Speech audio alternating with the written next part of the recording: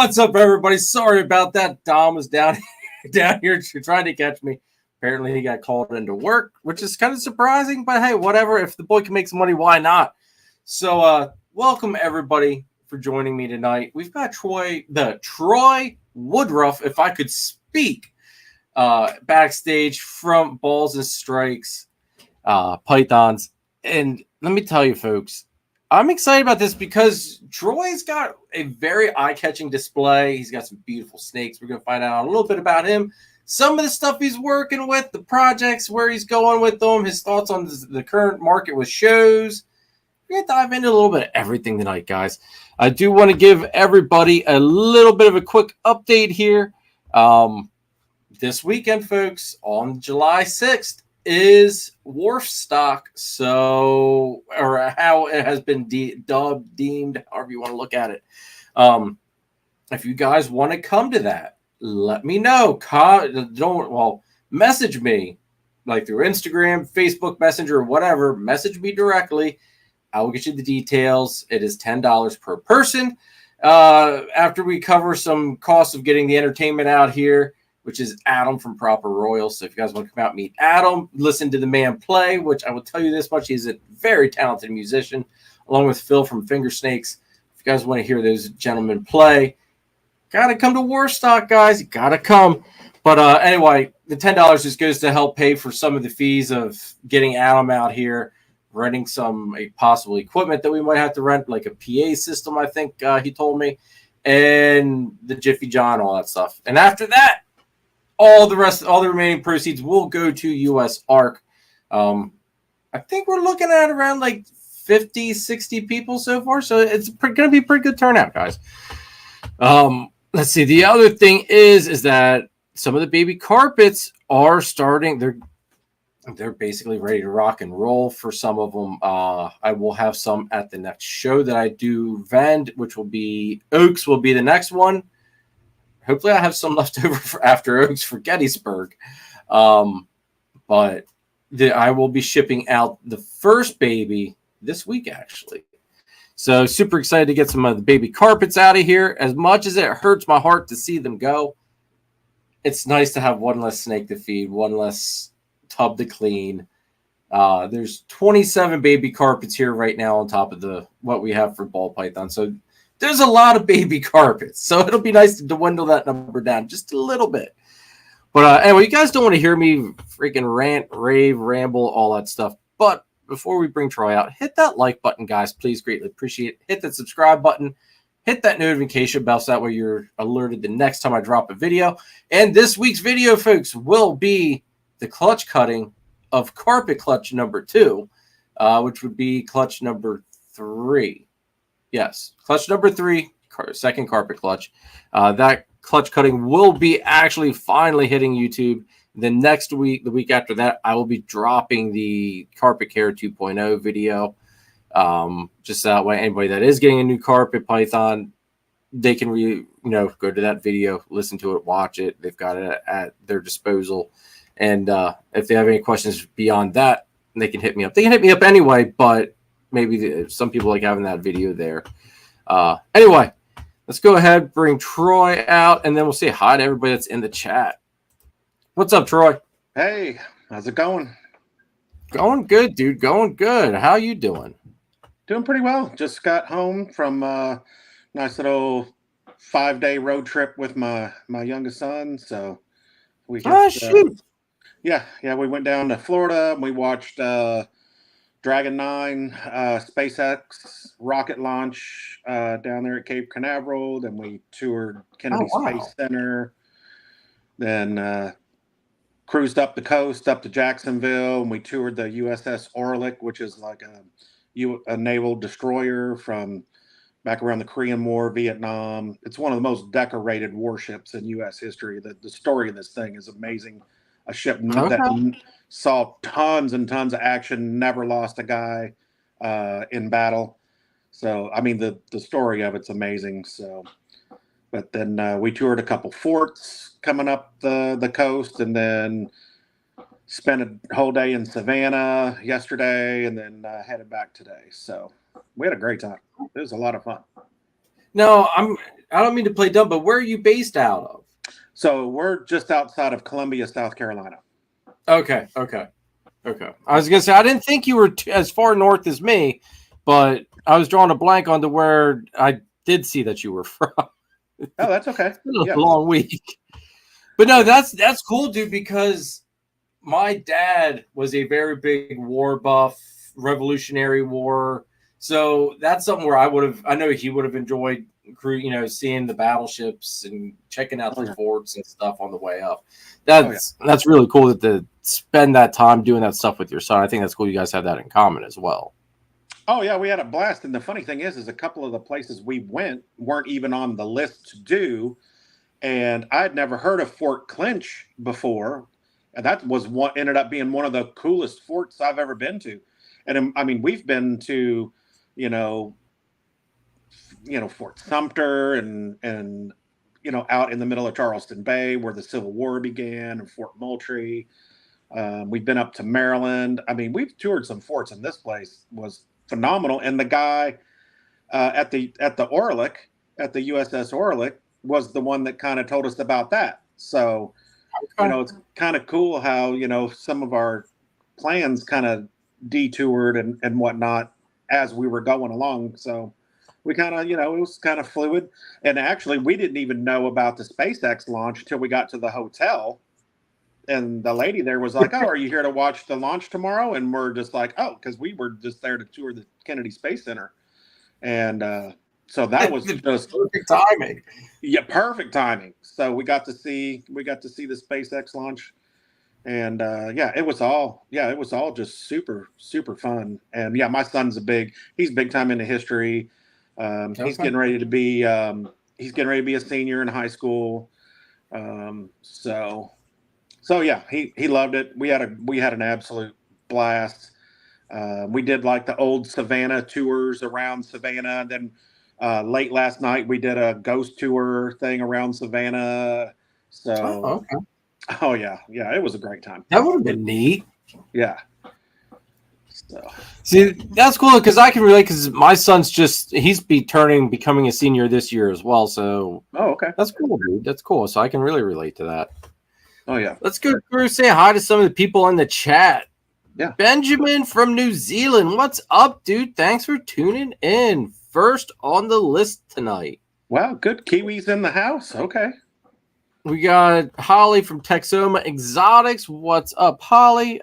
So everybody knows, if you guys aren't following Texoma Exotics, please go ahead and do so. She is what makes this show look so nice. She's done the intro, the outro, the backgrounds. I actually sent her a message. Actually, I for dropping the ball here because I gotta pop up the other thing I had her change for me, but I had her change the backgrounds for me and kind of flip-flop some things around here. But guys, she does logos, you name it, she can do it. Hit her up, follow her YouTube channel. She does a live every I always forget if it's Wednesdays or Thursdays because I always catch it on the replay. I think it's Wednesdays. I want to say it's Wednesdays. Holly, if I'm wrong, I'm sorry. I always just catch it on the replay though. But she definitely hit her up, guys, if you guys need any work for backgrounds, logos, YouTube stuff like that. She also helps makes the live sponsor auctions that we do here. It goes so much smoother. Without her, I'd kind of be lost on those. Genomic Labs, what's up? Thanks for tuning in. Good to see you. Blue Zombie Morphs, Vance, what's up? Thanks for tuning in. Tara, one of our top tier channel members. Thank you very much, Tara, for tuning in. I don't think you really missed an episode, girl. Greatly appreciate all the love and support. Tara says, hello, Jeremy and Troy. Hello, everyone. 6 days, 4 hours left until Wharf Stock 2024. Yes. Damn, she got the countdown rolling. Tara, you're going to make me feel like I got some, put me into an anxiety thing here because I got a lot of stuff to get done by the time in 6 days, 4 hours. And yeah, I got a lot of stuff to accomplish yet. Thanks for letting me feel that crunch, girl. Thank you. More Forge, what's up? Thanks for tuning in. Sunday evening Coils time. Yes, yes, yes. Sean Pine Joy, what up, brother? We'll hopefully, we will be seeing you in 6 days and 4 hours. Thanks for tuning in, Sean. M&B Reptiles, Matt, what's up? Thanks for tuning in. See you on Saturday as well. Morph Forge Jamie, what's going on? Thanks for tuning in. I was watching your guys' live stream this morning while I was doing waters and stuff. Thoroughly enjoyed it. Guys, go check out Morph Forge's YouTube channel, please. JNS, if I could click it. James Perry, JNS Exotics, what's going on? Thanks for tuning in. Kai, my brother, Lucas Landon Royals, one of our channel sponsors. I do want to give you a big congrats, Kai. I was going to wait to do it in person. But Kai, everybody, if you want to see a absolutely stunning animal, and by animal, I mean Kai busting some moves, go check out Kai's latest video on his YouTube channel. He had an absolutely killer looking clutch, but go check that out. You'll get to see a side of Kai I don't know if you've ever really seen before, but congrats, Kai. Thanks for tuning in, bro, and for being a sponsor. Macomorph, what's up? Thanks for tuning in. Let's see who else we got. Aaron Beast Morphs, what's up? Thanks for tuning in. Tammy, what's up? Thanks for tuning in. All right, that catches us up. Awesome. So let's go ahead and run the first channel sponsor, and then we'll get this show on the road. Show on the road. Yeah. God, it's been one of them days. All right, let's see here. All right.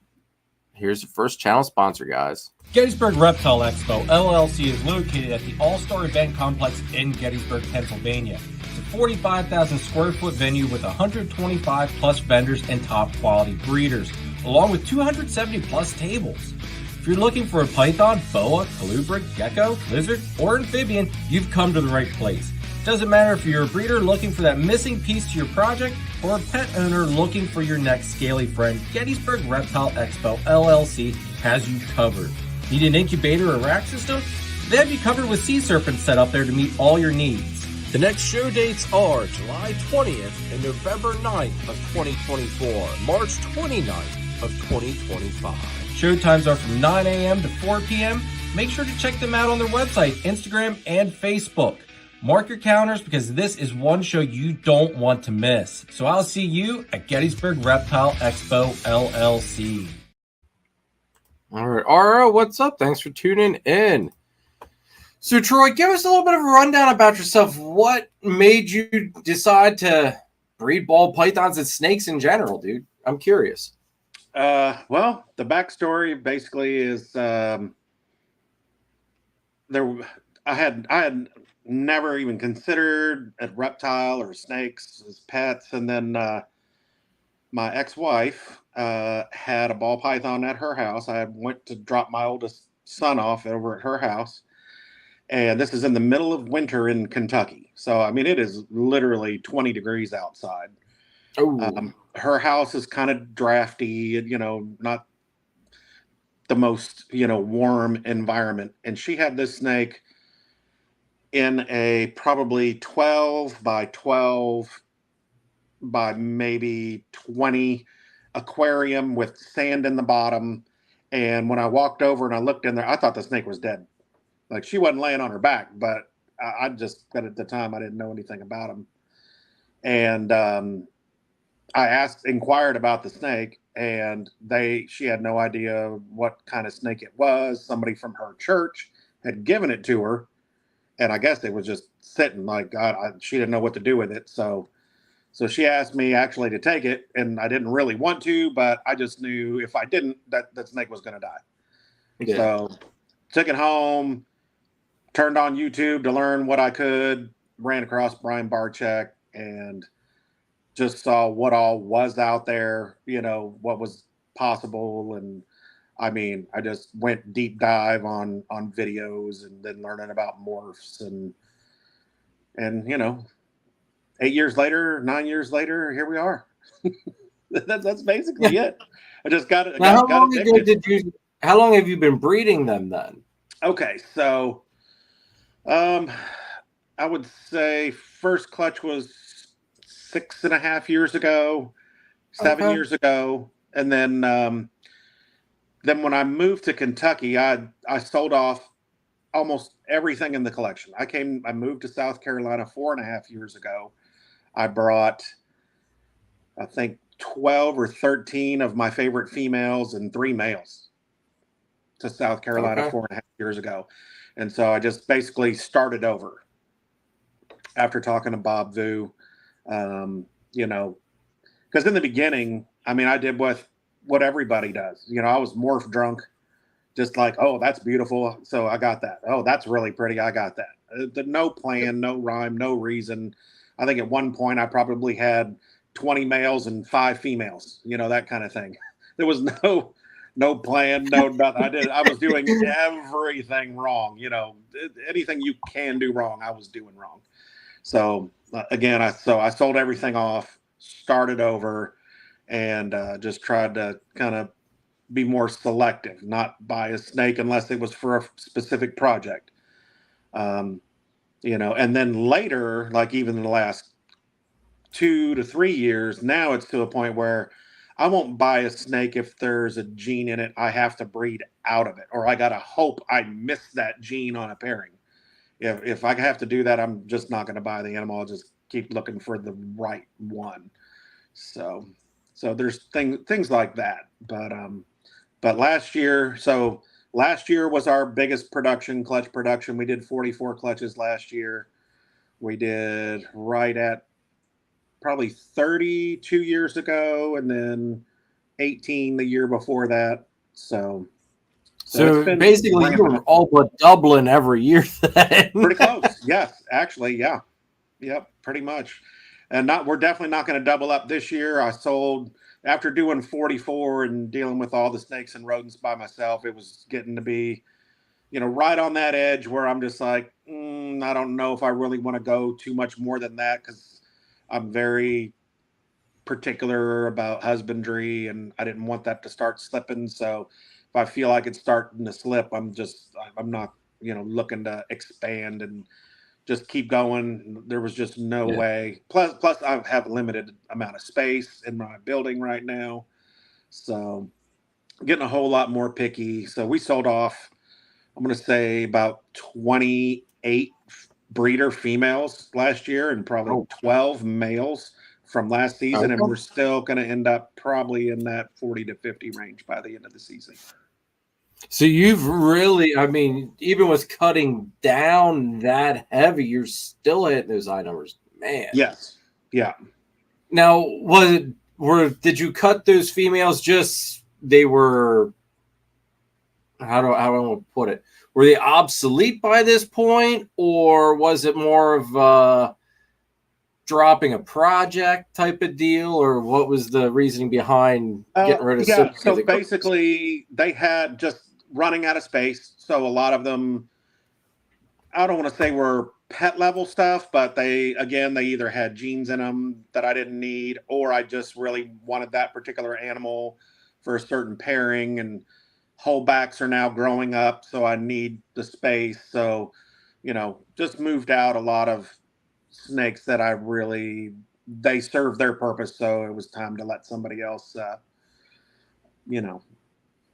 I get that. I've got a few of them like that this year that I'm going to be doing the same thing with. Yeah.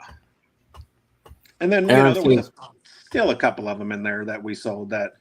So another thing too, we did sell some. So almost 2 years ago, I acquired Incredimorph. I bought his whole collection. So we sold off a bit of his collection as well, you know. So after, you know, which was kind of crazy because, you know, and the only reason why I even purchased his collection, I'd been over there enough times to know how crazy clean everything was in there. And like every animal had been tested. I had, you know, by Fish Head Labs. He would never bring a snake in, and every snake that he ever bought got tested before it went into the collection. So, so I was very comfortable buying that collection. Yeah. But there was about 45 snakes in that collection, almost all adults. And I probably genuinely wanted 6 of them. Okay. Last year we did breed several of them. And those were a lot of like pet level things for shows and stuff like that. So we did pair and breed some of those animals, and he kind of made me promise that there was certain ones that I would kind of hold on to and at least breed, before moving them on. So I kept my word to him and did that. So, and then sent him all the photos of the babies, that, a few pairings that he kind of wanted to do with them. And I was like, yeah, those will sell. So even if it wasn't something that I particularly wanted myself. So, but, so that's basically the way it went. So. Okay. Now, see, I think and we'll dive into some of the show stuff, but I think that's important that you did say that, though, because I think it's important to have those, I'm going to say, pet level animals for shows, because depending on what show you're going to, you don't, like, the higher end stuff doesn't move at all. Like, right. You got to know which shows to take that stuff to, or where to hammer that stuff at, I should say, and where not to. But we'll dive into that a little bit later. Aaron says 40 plus clutches with a full-time job still, and breeding rodents is work. I can believe that. For sure. A lot of work. Heathen Hatchery, what's going on, Brian? Thanks for tuning in. Mission Morphs, what's going on? Thanks for tuning in. All right. So what are some of your main project focuses like right now? Like what projects have you really excited right now? Let's see. I would say, so I do have Ultramel Sunset stuff in the works. That's pretty exciting project. Ultramel Clown Pieds in the works. Do have some other Clown Pied stuff, though I'm trying to kind of push a little bit away from making more higher end pied stuff. They seem to take a little bit longer to sell sometimes. So kind of focusing more still in the clown project. One thing that I was really excited about, that we should have a couple clutches of at least this year, some pretty nice bongo clown combos coming out. Okay. And Justin came out with that video. It's like, oh my God, I could potentially have those in my incubator right now.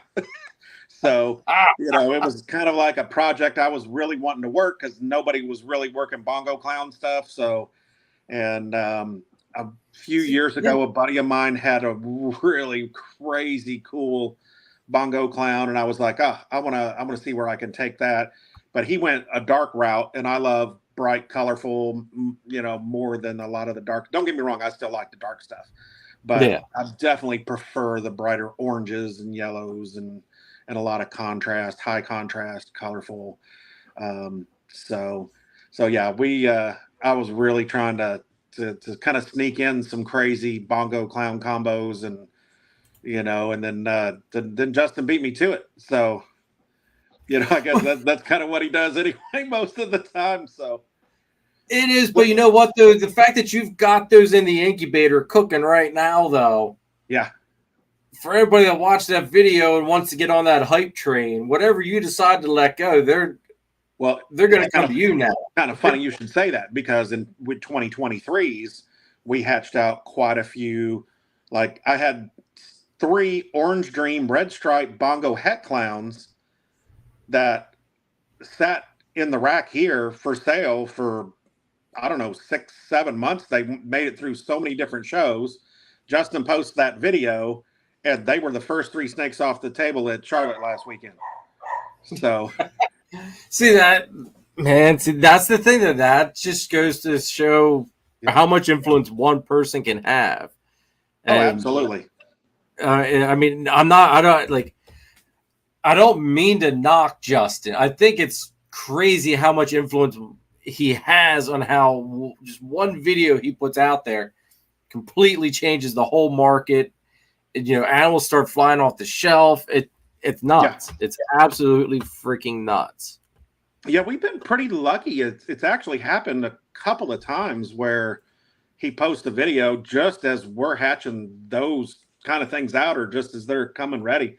So we've been very lucky a few times to be able to have animals in that project that he just so happened to post a video on. So yeah. And like, there's not I haven't heard a lot of stuff about Bongo either. It's kind of one of those, like, for me anyway, not a lot of people in my inner circle are talking about it or working it that I know of anyway. Exactly. So, which is why I love the project. I think it's cool that not only is it something not many people are working with, but yet you've already got those plans for it laid out. You've got your direction, and then, like you said, the stars aligned. Justin posted the video, and now you're on the road to success on that one even more. Hopefully so.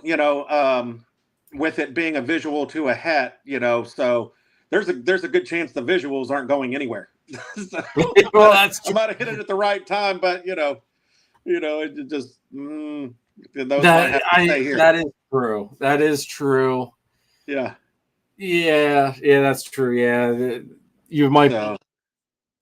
So that's the thing, and I have made this mistake before, which is hit the right animal right when it's hot, but it's a project I was wanting to do, and it's like, God, what do I do? Do I sell it while it's hot at the where it probably will never be higher than it is now, at the sacrificing a year or two down the line of and I've made the mistake before of just going ahead and selling it, or have somebody just who came by the snake building and our facility and saw it and just made me a really nice offer on it, and I'm like, oh, just then I let it go, and then you kick yourself, because there's no guarantee you're going to hit that exact animal the next season, and at my age now, I'm running out of next year's, for the project. So, now I'm just like trying you gotta stay positive, man. You gotta stay positive. You got plenty of years. No, I'm still positive, but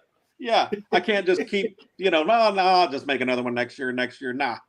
How many next years do I got left? So, I gotta, if I want to see all these projects through, I'm going to have to start really holding on to some of these snakes, which I have actually now. I've kind of started to hold a few of them, making sure, especially like the Ultramel Sunset project and a few other little projects we have going. So, but, now the Ultramel, like, I will be completely honest, I'm not a big Ultramel Monarch fan at all, but the Ultramel Sunset, I've seen pictures, and that is the Ultramel Sunset, and what was it? The Ultramel Lavender Albino, I think. What's that? Puzzle's beautiful as well. If you've seen Brock Wagner's Ultramel puzzle, like even as they're growing, they're not browning out. They still look amazing. Dragon's Lab on Instagram, he's posted photos of his Ultramel sunsets, and that snake still looks incredibly beautiful at 1,000 grams. So okay. I mean, it's still just absolutely stunningly beautiful. It's a wonderful project. And honestly, I think it's kind of a game changer for me with Sunset, because I was very reluctant for a while to get into Sunset, because seemed like almost every adult I saw, I was like, oh, maybe not. And then I saw that Ultramel Sunset, and I was like, oh, no, that's a game changer. So I dove in with both feet and did a big collab project 2 years ago with that project with Leviathan. So, oh, okay, yeah. So we took their Sunset male and brought him over. I had some Ultramel girls ready, so we did collab and split some clutches. So we're both kind of racing to that to make our own. The only Dragon's Lab's the only one I know of that I've seen actually hit the double visual so far. Okay. But I am in the Ultramel puzzle project as well. So needless to say, the Sunsets is going in that as well. So the Ultramel Sunset project is actually in the works here as well. So nice, dude. See, I think that's the cool part about with the ball python stuff, that there's so many different directions everybody can go. And yeah, you're going to get people trashing the Sunset or the Ultramel or whatever, saying that this is better, that's better. I'll throw out the Exantic ship because I know everybody's going to say, oh, VPI is better than TSK. I think they're full of shit, but hey, whatever. No, we're actually in complete agreement. I have seen beautiful VPIs. I've seen beautiful TSKs. I've seen beautiful MJs. I've seen beautiful Jolifs, and I've seen garbage from all those lines as well. Yep, So, exactly. you know, it's all in polymorphism on some of those. But personally, I work with TSK. I'm not going to say it's the best line. It just so happened to be the line that was available to me when I got in. There was no real thought behind, you know, oh, I'm going to work this line or I'm going to work that line. That was available. Of course, later, I think I probably would have wished I would have went VPI because there's just so many more people seems like that work that line of Exanthic. But I don't do a whole lot with it. And honestly, the last 3 years, most every clutch we've done with Exanthic's holdbacks. So we that's another project I have, which is Exanthic Desert Ghost Clowns. So hopefully those will. I'm probably one more season away from hitting some visuals on that, but definitely looking forward to doing that. So I'm hoping 25 season I should have 2 girls that are they're pastel double het Exantic DGs, TSK Exantic DGs. So I've got the corresponding male. Now, granted, he's double het as well, so I'm doing double het to double het. But hopefully, out of 2 girls, I can at least hit 1, yeah, and then run with it from there. Yeah, I mean, I no longer fear doing double het to double het because you got even a guy in your chat right now, Charlie, a Gray Rider. It takes the guesswork out of it. You know, you're going to do double het to double het, and it's no problem anymore. Or even het to het pairings. You know, if you want to just send the sheds off and be sure, you know, then that's kind of the way to go. It'll save you years of growing up some animals just to find out what they are or aren't. So it's definitely helpful. So 100%. I lost you there for a second. Can you hear me now? Yeah. All right. I don't know why this is like auto muting for some reason. I don't get it, but yeah, I don't know. Mike's still working. Anyway. Yeah.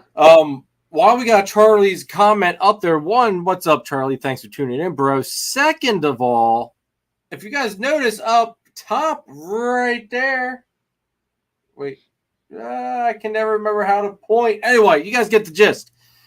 Charlie he was kind of an unspoken sponsor, but now it is. Yeah, see, Troy can do it better than what I can. Isn't even my damn show. Yeah, see, all right, Troy got it. See, okay. Thank you, Troy. Make me look like a noob, man. But Charlie was kind of an unspoken sponsor because if you are a channel member, top tier channel member, there's a code. It changes every month, but there's a code to get you 10% off of all your shed testing that does not have a use amount number. It's, you know, forever use code. But and on top of it, Charlie always has given a generous 25% off discount during live sponsor auctions for any animals that may need testing. Now it is official that Charlie is a spoken sponsor now of the channel. Use the code CARPET15 for 15% off of one shed test, guys. Carpet15. I've got to get the promo done up yet. I didn't have time to do it. Carpet15, and I got to make a banner up to scroll across the bottom here for the next live. But Carpet15, guys. Charlie knew just exactly what to make my code. When he sent that to me, I thought, all right, man, that's badass. I like it. I like it. So thank you very much, Charlie, for all the love and support, dude. You have no idea how awesome it is to be partnered with you, and just it is a true privilege, dude. I think and believe 100% what you are doing with the testing. Absolutely freaking phenomenal. Charlie is the only guy that I use for my shed testing needs, guys. So hit Charlie up, shedtesting.com. I said I gotta get the promo done up. That'll be done up this week though. So hit up Charlie, guys. Let's see here. There are a bunch of people popping in here. Our dad's going crazy. What's up? Thanks for tuning in. Sky High Morphs, Brian and Holly. What's up? All right, that catches me up there. All right, we were talking. All right, I'm drawing a blank here. We were just talking about the Xanthic stuff. Anyway, all right. we'll jump ship for that one. I forget what I was going to say about it. But yeah, no, I agree with, like, I've seen good and bad lines of them all. And with the Ultramel thing though too, and this was brought to my attention by Brandon Nixon. I'll give Brandon a shout out, Nixon Reptile guys. He has always told me, because he knew my thought on the Sunset, on how every time you see one, it's browned out, or even the babies you're seeing at shows, they're already half brown looking, like, just not the most attractive animals. And he goes, think about it though, Jeremy. You're seeing what people didn't want.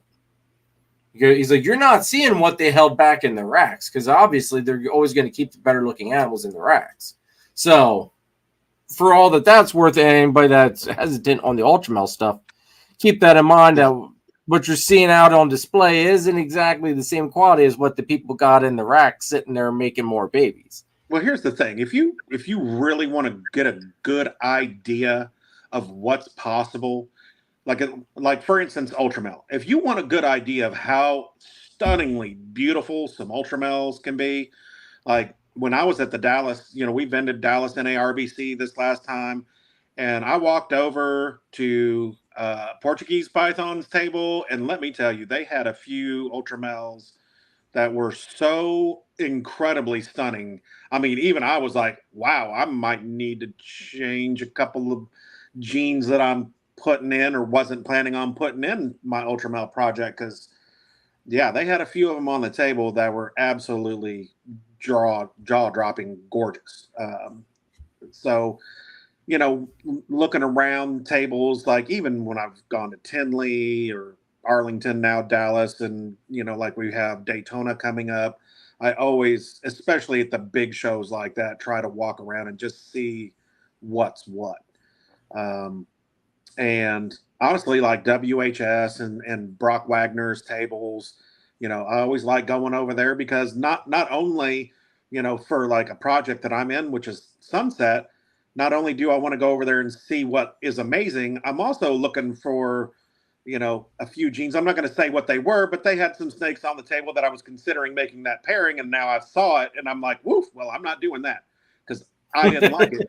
And it never fails. There'll be somebody that'll come by my table and be like, wow, did you see that snake over there? Oh my God, it's amazing. And I'm thinking, wow, I thought it looked not so good. So, to each their own. And that, I think that's another thing, or another big reason why we kind of stick with the ball pythons, is what's possible. Like any color palette you like, there's some genes out there to work with. There is something for everybody. I've said, even with Ultramel and Monarch, people are going to be like, oh, Monarch's better than Ultramel, or yeah, I've seen so many different animals in both projects, and I'm going to just say they're both great projects. Yeah. Personally, I think the darker genes, if you're going to go with darker genes like GHI or Blackhead or Chocolate or whatever, I think the better route for those genes is Monarch. If you're going to go Orange Dream and Red Stripe and Spot Nose, I think Ultramel's the better way to go, because I just feel like Monarch brings in a lot of the darker genes and kind of accentuates them a little bit better and make the combos just look better.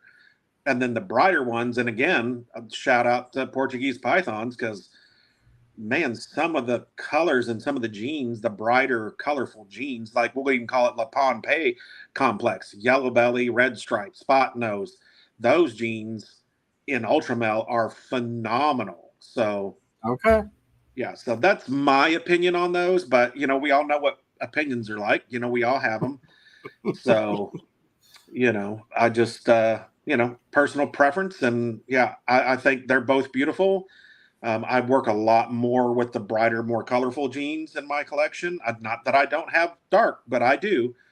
But so I have pretty much exclusively Ultramel. I have no Monarch in my collection, but some of my very good friends do, and I think it's a great project as well. So I think there are projects out there that I think are very iffy on how much you have to invest to get in them. And I think there's others out there that are like, even people that come up to me at shows, I'm like, who ask me, what should I work with? And I'm like, well, my opinion is, you should get this or, but you got to still, there is something to work with what you like. For sure. You're the one that has to open that tub every day and see those animals. So if you're pulling a tub open and you think the snake is ugly, I'm going to throw a gene out there. I apologize to anybody who works with it. I've never really seen one that I actually liked. And I swear I don't mean to poo-poo anybody's project, but if you like it, great. But like Cinder is not for me. I have not seen a combo with Cinder in it that I actually was like, wow, I want that.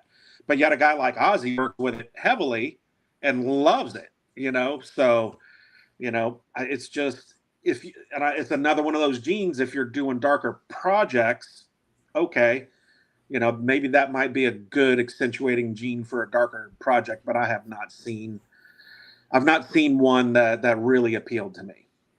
Okay. See, I don't even know much about Cinder in general, so I can't weigh anything on the on that aspect of it. But I will say this though, that's the one question I've had to ask me so many different times.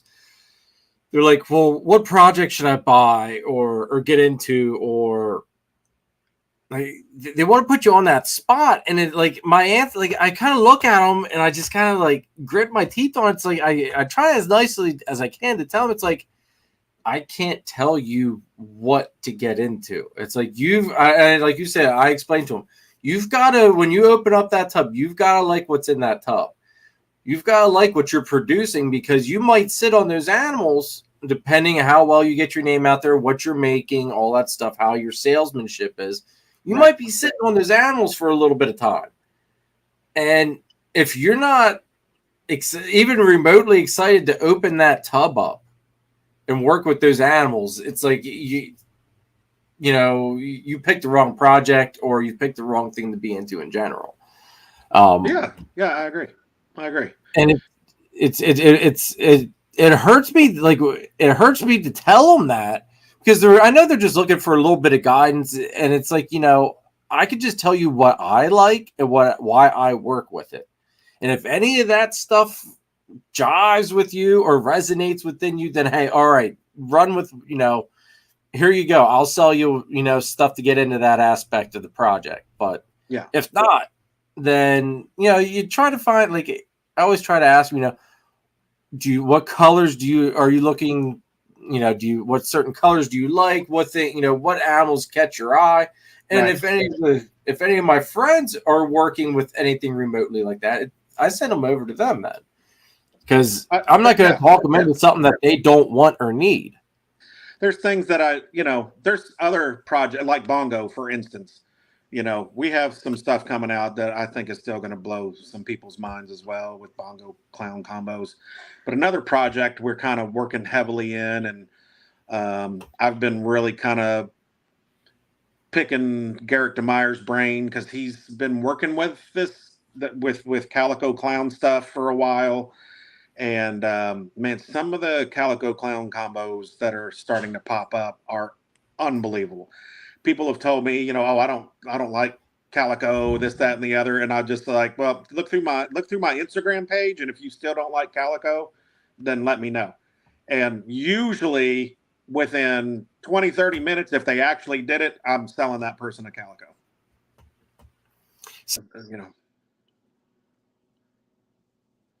Oh, you muted again there, bud. This stupid mic. I don't know what its issue is. It's just like.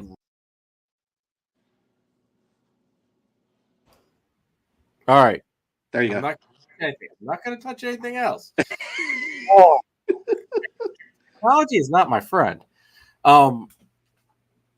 It's interesting you brought the Calico thing up, because I've got my first shot. Actually, the eggs are in the incubator. I don't know if the video dropped yet for it or not. I think it did.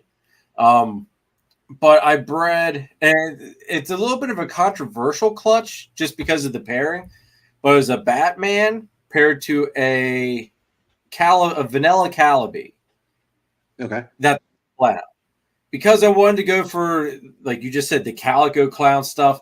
Ideally, I think it would be neat to see what a calico Batman looks like. Because I don't know if one's ever been made. Yeah.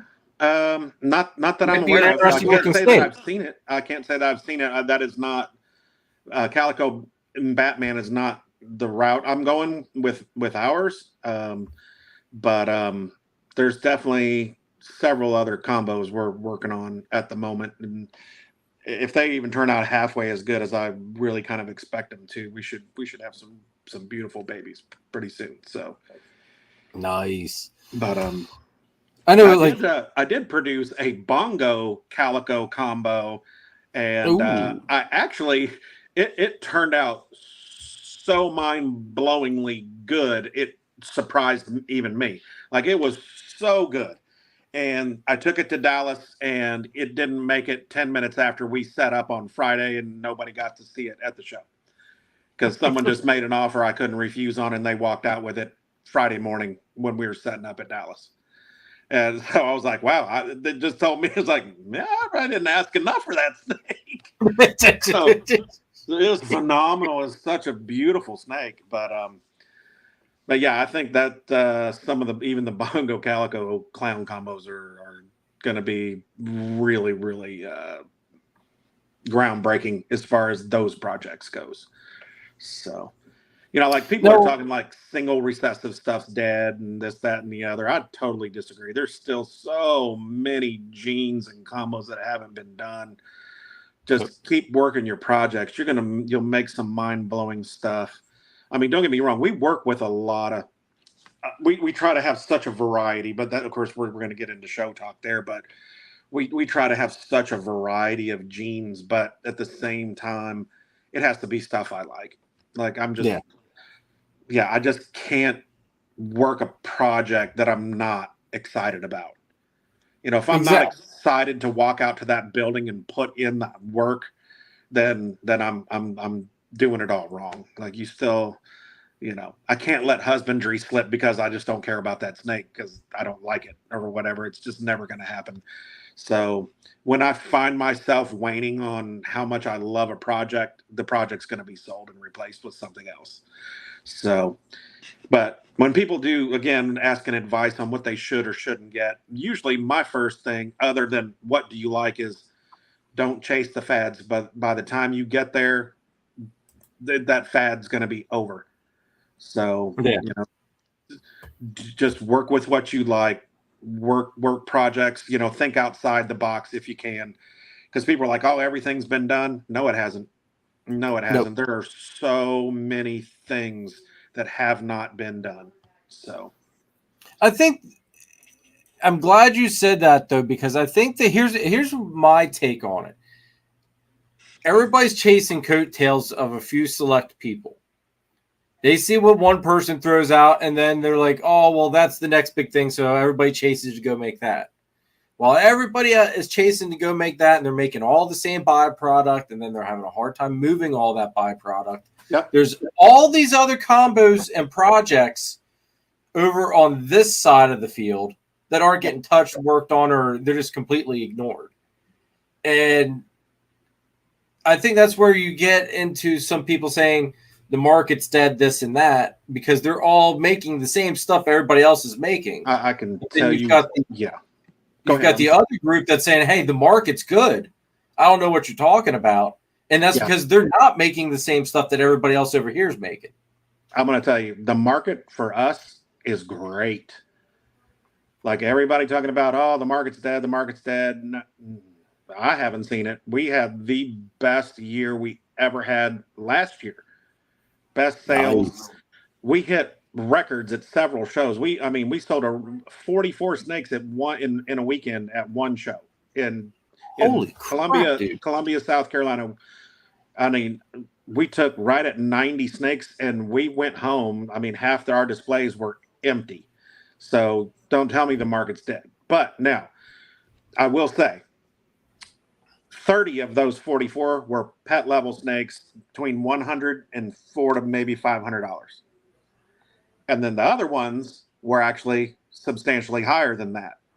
So we try to have a big variety of animals, enough where, you know, even local shows. And I mean, we had a good show in Dallas, and people were complaining about how dead Dallas was, and they didn't make no money. And well, we had such a variety of snakes. We actually took a lot of our pet level, but still beautiful banana combos and calico combos and stuff like that to Dallas. And lo and behold, you know, Ed and Emily from Snake Discovery are there. So there's thousands of people that show up just for them. And you know, a lot of the other vendors up there are out of the price range. A lot of people that are coming to see them, but yet we had a lot of snakes in that price range. So we did well. We did well. So see, all right, we're gonna Phil, what's up, dude? Thanks for tuning in. All right, let me run a channel sponsor, because then that we're gonna run with that topic, because that's something I do want to talk about. So let's run another channel sponsor here quick, and we'll dive into that one. Make sure you check out Nathan at Infinite Possible Pythons. He is your guy to go to if you want to get into the Bang project. On top of it, he's working a bunch of awesome ball python projects.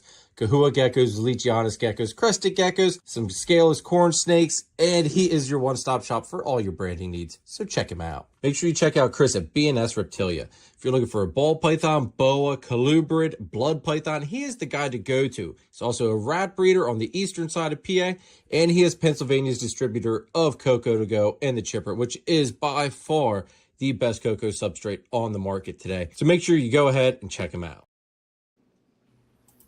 Aaron here has a good point too. The market is dead to someone every time the animal they bought has a price reduction. Yeah, so that's another one. That's a frame of mind, though. So here's the thing, and it has all to do with. First of all, I understand there's people who can't afford snakes that are thousands of dollars. I totally understand that. That being said, it is so much better to buy that $3,000 snake than buy, you know, 10 $300 snakes. If you have the money to buy 10 $300 snakes, don't buy those $300 snakes. Go buy that one $3,000 snake. Now, by the time that $3,000 snake is breeding, is it down to $1,200? Even if it is, if you're still going to make money on that first clutch and that investment has been made from then on, it is all profit. You're looking at that's people who don't know business that's making those complaints that, oh, well, I spent $5,000 on this snake, and now the babies, I can only, you know, I'm only getting $3,000 for them now. But yeah, but you just sold 5 of them. Like, you just doubled your money. The snake paid for itself and then some. And so next year, everything is pure profit, even if it's only now at $800 an animal. Yep. So that's how we've kind of built our business. You know, we try to have pairings mostly for what we want to make. And then we sell all the byproduct and invest in that next level animal. There's been times where I missed what I was trying to hit. I'll sell that entire clutch, not hold anything back, and then call Josh at Ball Python Shed, or Bob Vu, or Justin, or whomever that's working, or even Stephen and Courtney at Leviathan, or whoever's working a project that I'm working, or even Garrick DeMeyer, you know, got people who I trust. That's a whole nother topic we could get into, who to trust and not. But so I will literally sell an entire clutch just to reinvest in that next level animal. And again, it all depends on how patient are you. You know, don't think you're going to buy that $8,000 female and then 3 years from now that they're still going to be selling at that. It's never going to happen. Yeah, exactly. It's not. You know, the trend of morphs, of what's hot, what's not, or the rate of decline in each morph is so obvious now at this point in the industry. I mean, we were talking, I was talking with several people even a few years ago. It's like I kind of waited to get into Stranger. I'm like, well, because I know exactly 18 months from now, Stranger's probably going to be at this price point, when right now it's up here. And it was exactly the price point that I was thinking it would be in 18 months. So Stranger's still a great project. And if you want in, now's a great time, because you're never going to lose money on the animals that you just invested in. Are they $8,000-$10,000 anymore? No, but that pleases me, because the amount of people who can afford it now is so much more. Exactly. So, it's just one of those things where I think the only gene I can think of where people really got hurt bad investing was scaleless. Like, people lost their life savings on scaleless, because to this day, as far as I know, there's never been one on eggs to this day. I mean, we're talking what, 10 years into it now? 11 years into it? Never been one on eggs. I had one guy on last year that claimed that they had to scaleless lay eggs and that they hatched. Now, it's still debatable, because he didn't do a very good job at record keeping. So that's where the whole big debate is. All right. Well, I don't know do who know that guy that. was. Where's the videos? If that happened, they should have been shooting videos of it. Should have been videos of her laying eggs. And there's none of that out there. Show me. Nope, I agree. Show me the proof. Otherwise, I'm not going to call BS, because I don't know the guy, but I'm going to say highly unlikely. Show me the video evidence, because that would be such a rare thing. So Phil says there has. I have not seen it. See, Phil's talking about the same. Phil, you're talking about the same guy that I think that I'm talking about. Are you mean the guy that I had on, Phil, last year? So I'm just saying, I haven't seen it. Nobody ever mentioned it. It hasn't come across my ears that it happened. But one way or another, I do know so many people who lost tons of money in that project. And that's the thing. Even if it did happen, was it just a freaking fluke and a freaking nature incident? And it's not. Yeah. It was a once and done thing. So it's just kind of. I don't know. But even if it is just one, I mean, of how many of them have been out there, and now even if there's only been one, I'm not saying it didn't happen. I'm not going to do that. I'm just saying nobody's talking about it, and but one way or another, again, I don't want to poo-poo a project. If somebody out there loves scaleless, then great. But I sure hope you bought in after it tanked, that kind of thing. So, but yeah. I mean, but most other stuff, I mean, I can't really think of too many genes that just fell off the cliff. I mean, it's always been kind of a steady rate of decline. Like the only one that I think Desert fell off hard. I thought Desert. Well, that's because they proved that the females again were infertile. So that did, that's the danger of getting in early until it's been proven, or what kind of genetic defects or. You might get. I mean, just look at spider. There. How many years did people breed a spider to spider just to realize they were just going to get all pearls? Or the potential of getting, non-viable. But that's part of working a project. Any new gene per se. So, and that's a whole nother topic right there too. There's so many genes that are so obviously the same gene as other genes. That thank goodness guys like Charlie are now proving are really the same gene. I've had so many guys argue, like literally ready to fight me because I was saying, I work trick. I have Hurricane in my collection. They are the same thing. They do this. Oh, one looks better than the other. Really? So I'll show them pictures. Okay. What's this? What's this? What's that? They can't tell. It's all polymorphic. And if you have a good line of either one, it doesn't matter. You're still going to produce incredibly great animals. If you bought one that's not a great example, it's probably not going to give you great examples along the line too. So, that's another thing too. There's so many projects out there that people will just buy the first one they find because it's cheap.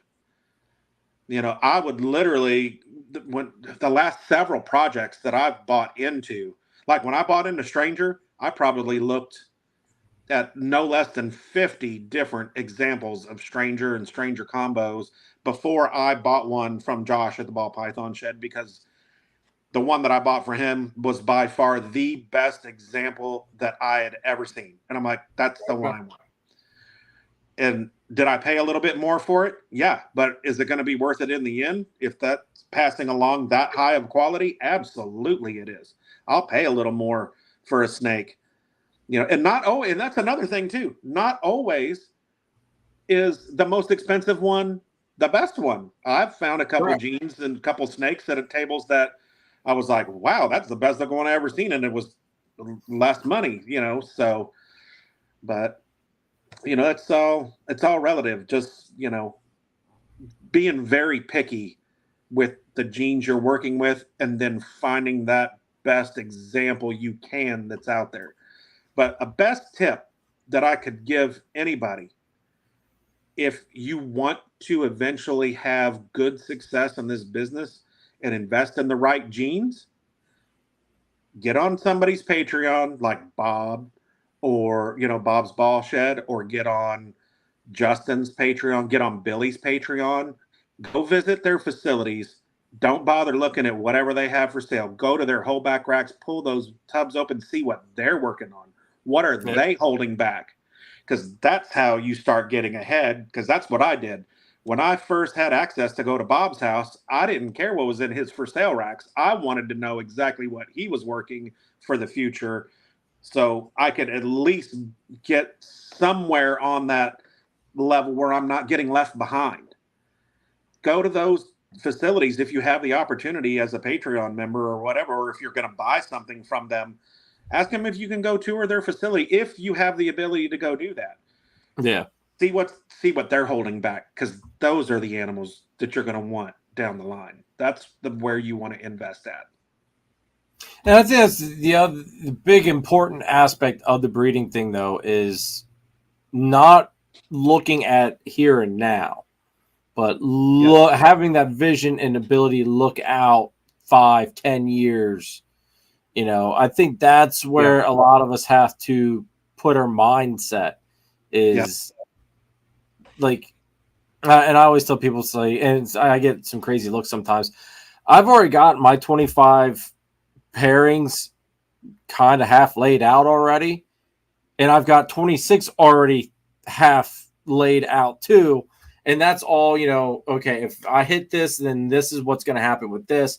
And give myself that vision, and then I can adjust it as need be. Right. I know these animals, these combos I want to hit and I want to make, having it down to where I can look at it, hold myself accountable, don't let myself forget. I think that's really important. So when you're going into breeding aspect of it, there's a few things that I wouldn't mind touching on, if you don't mind. No, go ahead, dude. Go ahead. We'll get back to I've seen guys on interviews, guys I actually respect very much on interviews. I've heard them talk about how, that they end up getting a lot of slugs, or a certain percentage of their females won't go. And then I cringe when they talk about, oh, well, I've got 212 females and 19 males. Well, you're overworking your males. Like the percentage rate of our females that goes is over 85%. When I'm pairing, it's rare for us to have a female not go that we're pairing, because we don't overwork the boys. We have backup males just in case. We do run the ultrasound, but I refuse to pair a male to more than 2 females at any given time. And he gets every other week in with a female. Okay. He gets 4 days in, and then he gets the rest of that week and the next week off. Then he goes in with the other girl.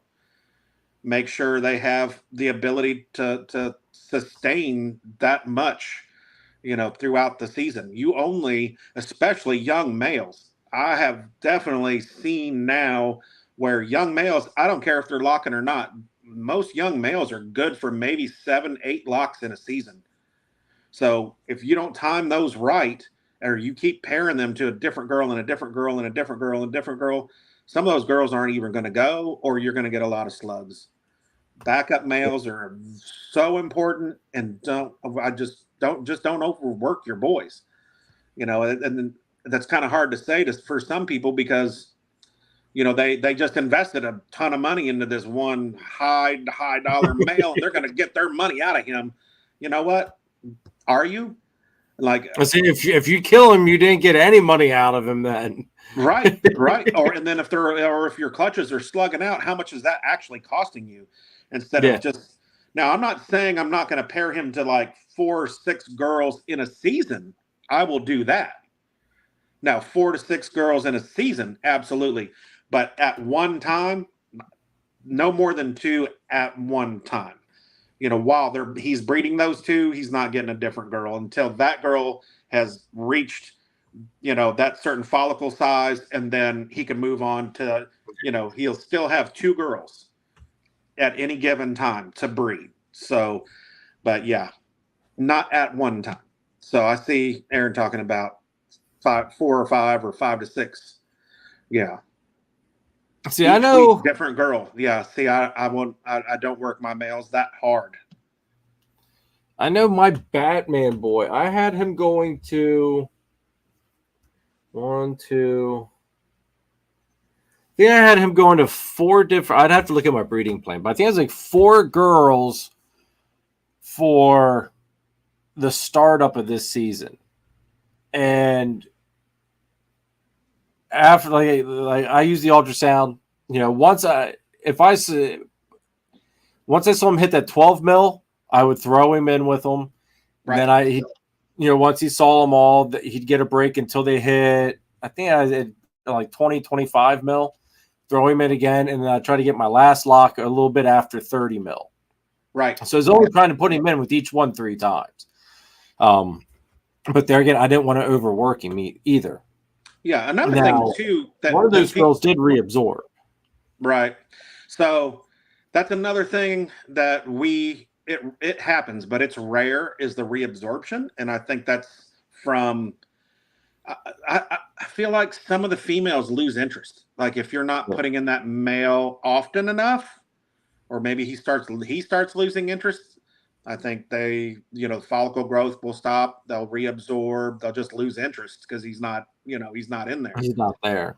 Yeah. So, but now my older boys, 2, 3 years old that have experience. Now those guys, I would venture to put in with maybe even 3 girls at one time, in cycle.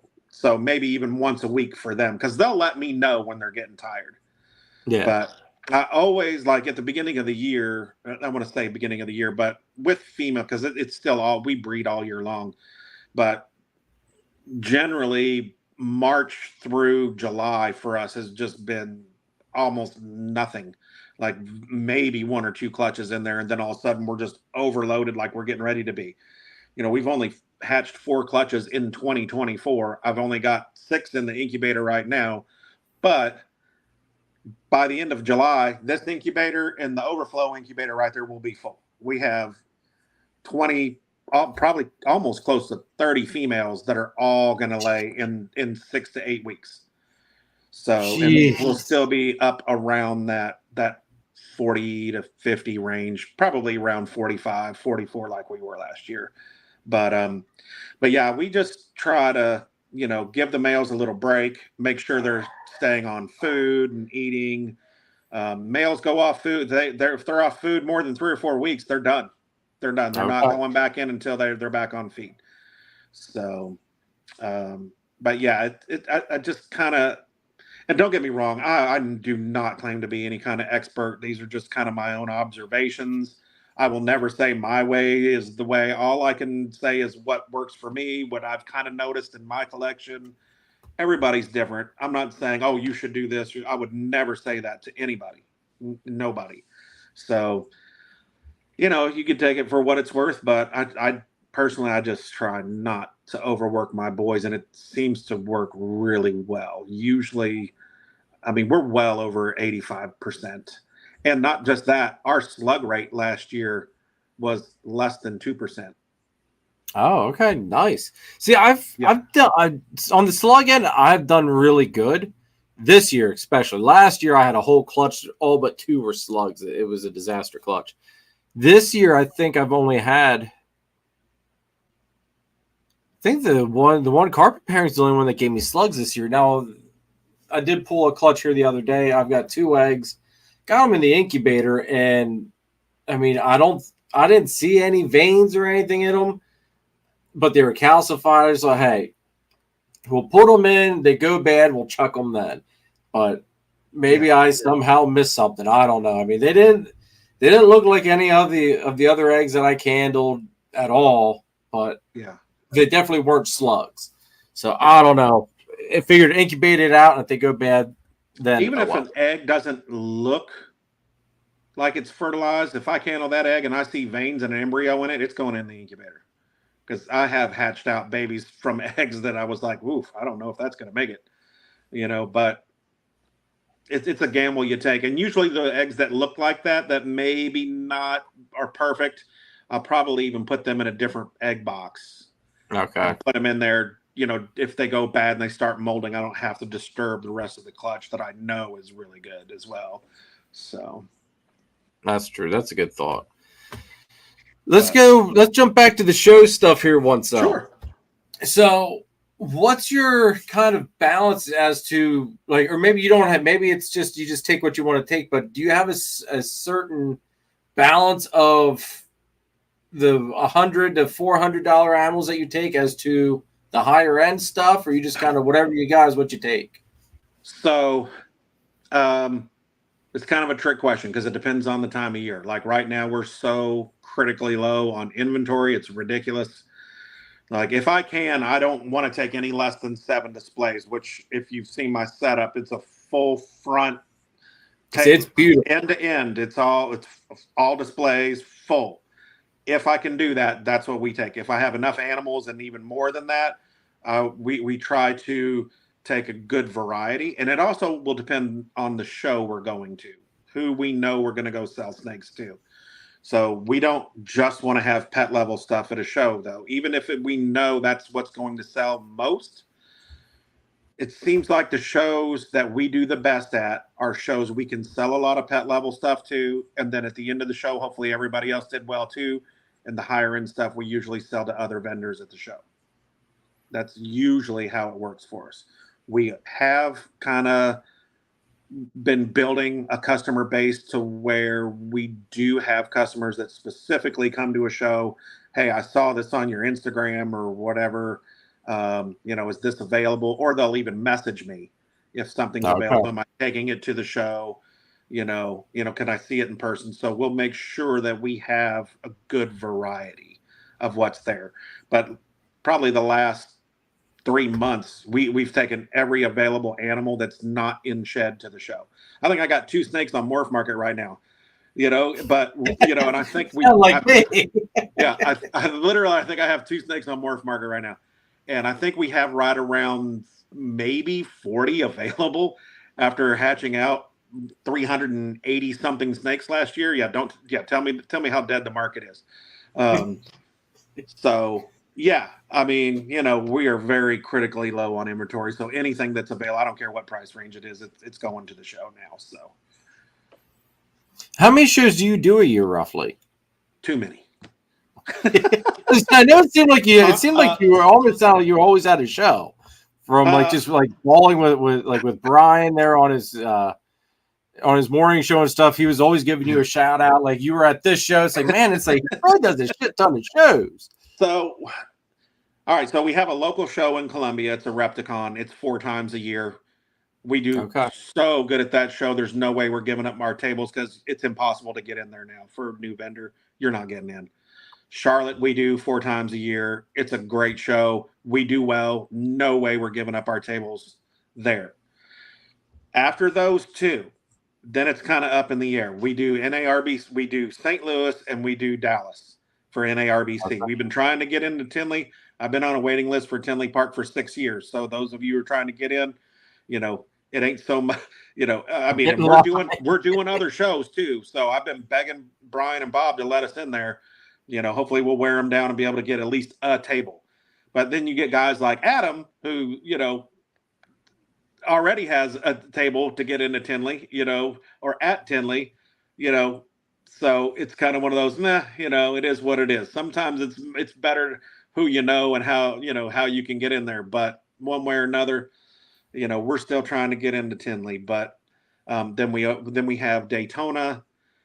There's other shows around, like we've done Fayetteville, North Carolina shows. We've done few others. Well, there you go. Chris got in the back door. See, yeah. So call me later, Chris, and let me know how to get access to that back door so we can get in there.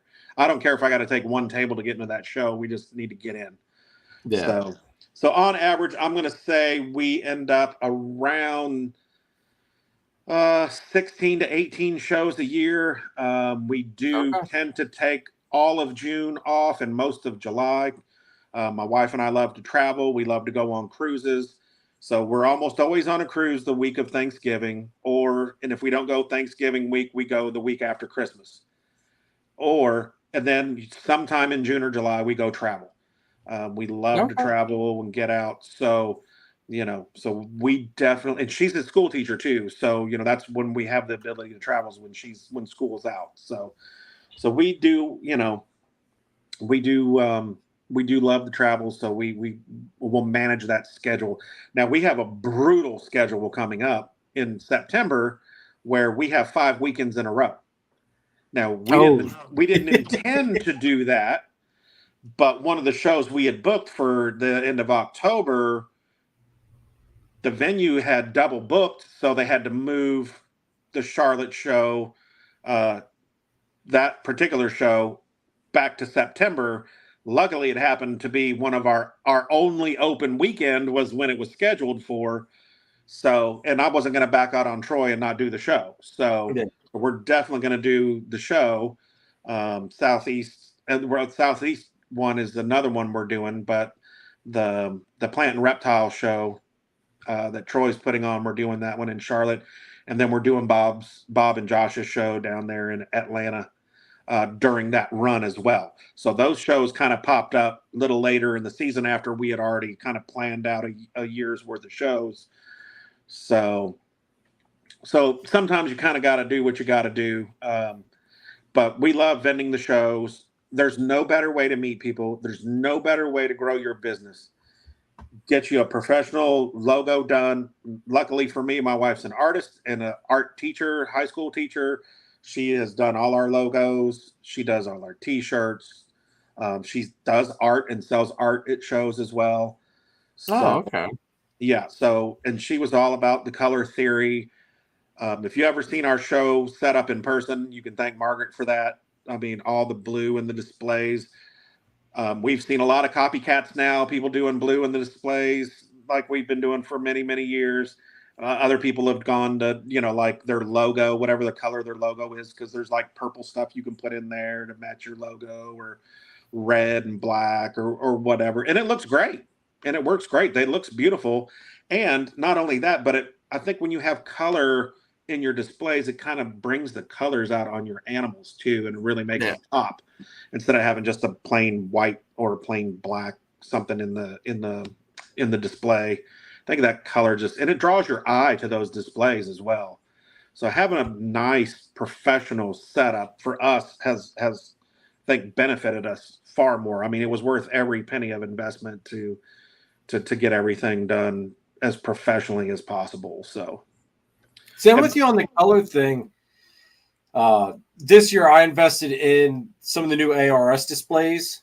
And, of course, my color is green, and I got the green displays. So now, wherever you go to a show, all you got to do is look for the green, glow, basically. You really can't miss it. But I've got just plain white bedding for the inside. Okay. But, like, that green, I've been told, it just kind of like it really makes you pop. I mean, that neon green that ARS has. Yeah, because so when you got your lights down on, they look like they're glowing, and that's beautiful. That's exactly what you want. So all our displays are technically clear. So it doesn't matter if you're standing 20 feet off to the side of our display, you can see snakes in every display. So there's nothing blocking. So you don't have to be like right in front of our table to see down in the displays. However, if you're standing in front of our displays, you will see all our displays all the edging makes it look like they're all blue because they are blue. They are blue. The sides are clear. When you look down from the top, it's clear, but all the edging has like this blue glow to it. It's really a cool effect. We get those from a guy up in Oregon that does a great job with those. Though he's talking about retiring now, so I'm not sure even if he's still going to do it or if his son's going to take over for him. I'm not quite sure, but ARS makes great displays. My only complaint, and a matter of fact, they got the best locks as well. Honestly, with the slide locks, being I do like their locking system now. I like that they got rid of the barrel key or whatever it is, and now it's just a normal type of key. Yeah, but the other thing about ARS, the only complaint, and I've brought this up to Brian and Jason at ARS, and actually Justin came by our table from ARS, and he was actually kind of surprised because he knows that we work with ARS all the time. All our racks are ARS. We have tons of ARS racks. And he was surprised when he came by the table and saw that I did not have ARS displays. And so I kind of told him why. And one of the biggest reasons why is underneath our displays, we have storage all through. We can, store all kinds of stuff on our displays, where ARS, you can't do that. Because the way the box is, when you open it up, it's with that hinge, you have that part of the box, the carrying case, you can't get anything up behind there. So that's the main reason why. So I kind of told Justin, hey, you guys make it where it's not hinged the way it is, then I will definitely be more interested in the ARS displays. What displays are you using then? Or you said it's that guy that does the custom one. So the guy is he's on Facebook, and the title of it's just acrylic displays. Okay. And there's a picture of his dog in the photo, but if you scroll down through it, you can see all the stuff that he does. So I say that, but I haven't bought a display from him in probably 2 years now, so I haven't talked to him in a while. Because we have 9 of his displays, which is enough for us at the moment. So if he quits, then I'll probably end up having to go with a couple of ARS displays for like a side table. So they're saying somebody's saying he's gone. So so I heard he was retiring. Wasn't for sure if he actually did, but it sounds like he might have Creative Genetics, if that's who she's talking about or who they're talking about. So Creative also asks, are the shows you venue usually 1 day or 2 day? We will not do a 1 day show. You'll never see us do a show. It's not worth the time and the effort of much show prep and setup that we do for one day. So we only do 2 or more day shows. Okay. See, I know like around here, a lot of the shows that I do are just like really there's no 2 day show close at all. Like it's all 1 day shows here in PA. Okay. I know, like Gettysburg, you can set up Friday if you want, which we all normally do, or the majority of us do. Set up Friday, go out to eat Friday night, showtime on Saturday, and then that's it. But yeah, I don't think there's really any 2 day shows close. Repticon, Baltimore Repticon is a 2 day show if you go into that one. Yeah, most of the shows around here are just 1 day shows. Yeah, I know there's a few shows around Virginia. I know there's there's 2 real good Ohio shows. But I think they're down more towards Cincinnati area. Okay.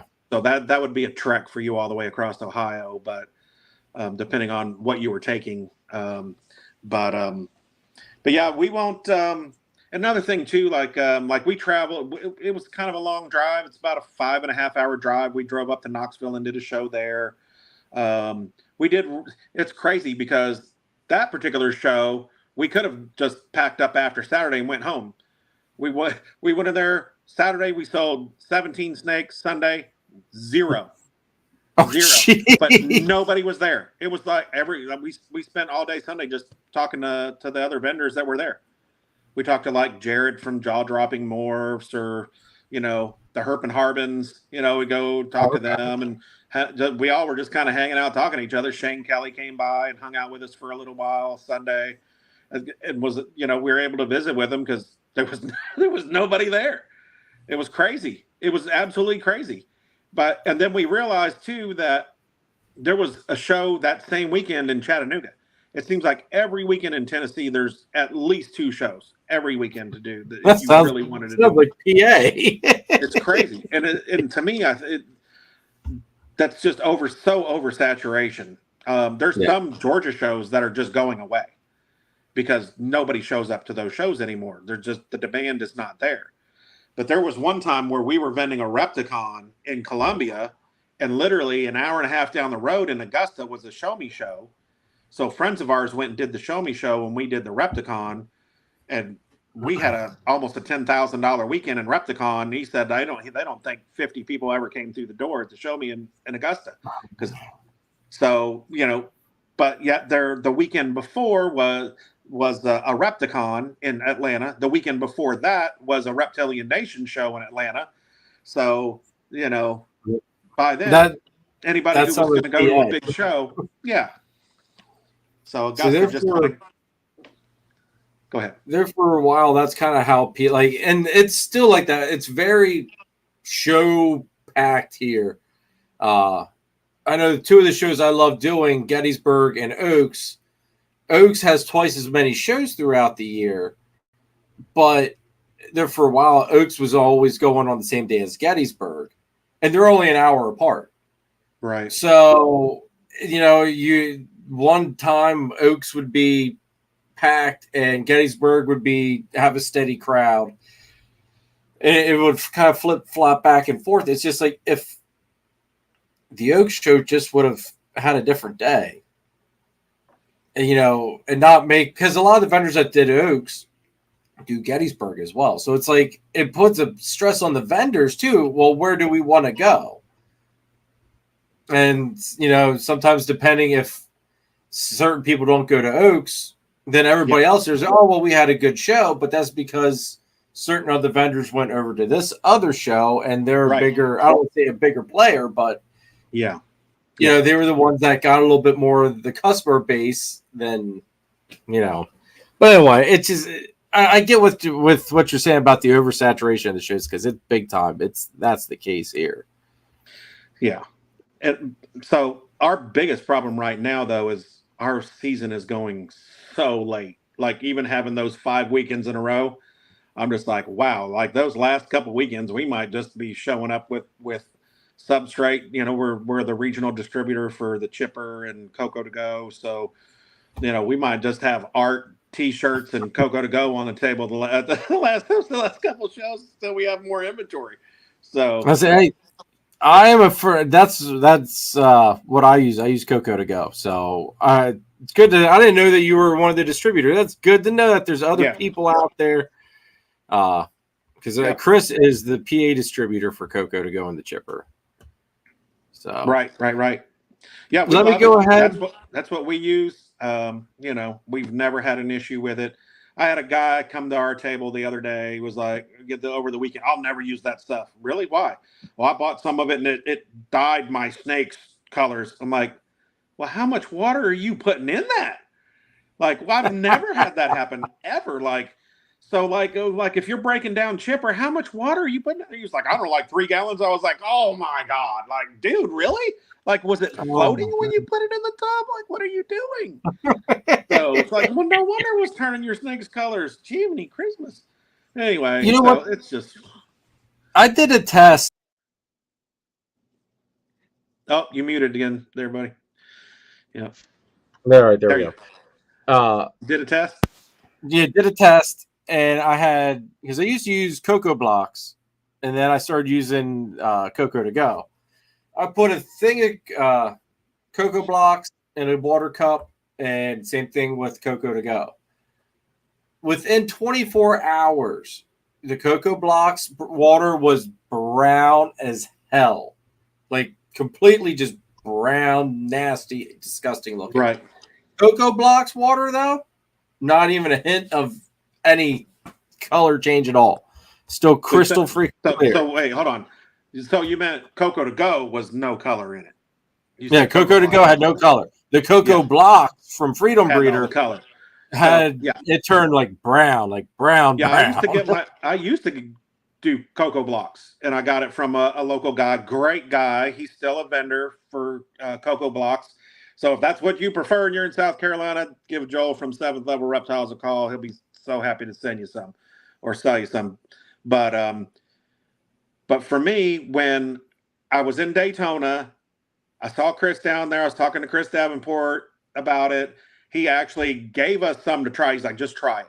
Just try it, see if you like it. He gave us some to try. About a week and a half, 2 weeks later, I called him. I'm like, I need to be a distributor for you. So we became the distributor for South Carolina. So okay.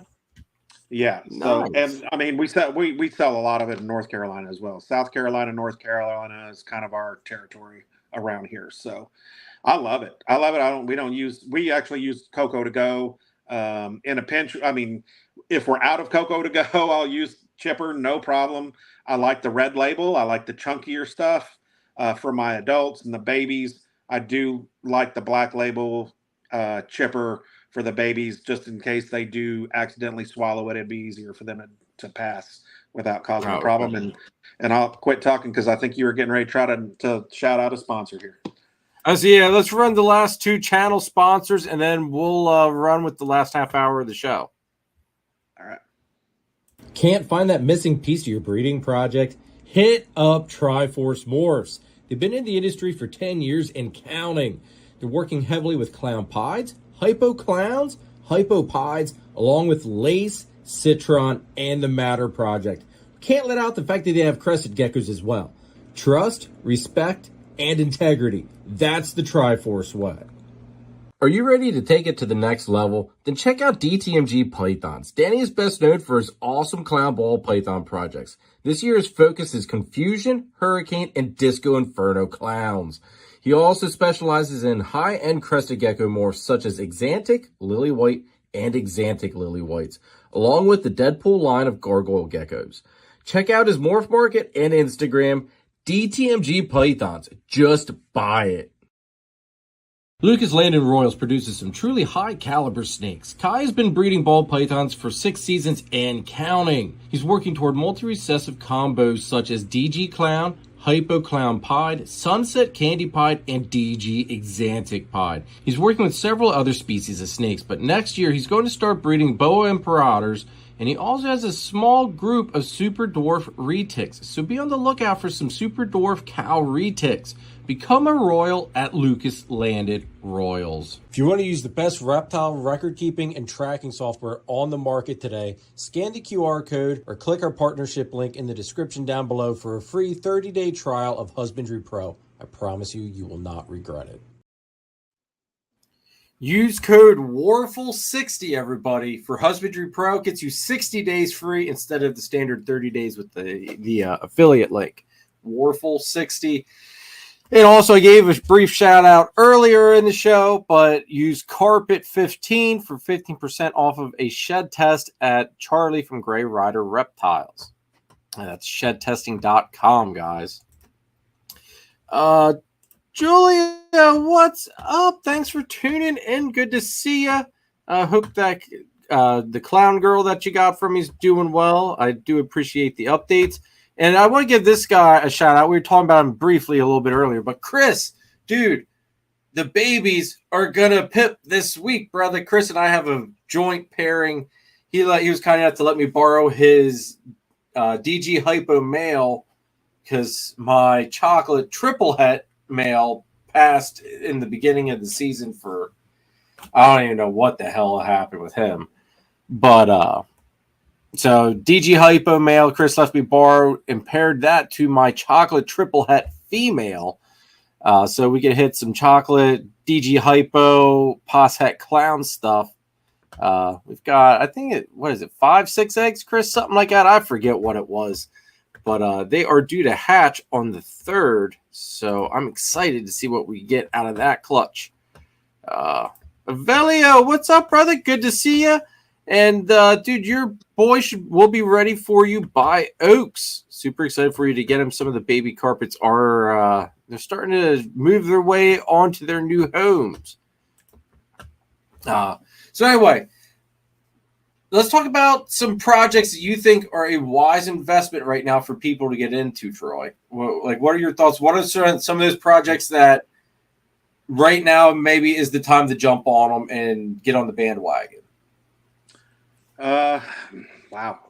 So some projects I think that have good longevity left to go and still a good time to get in is Puzzle.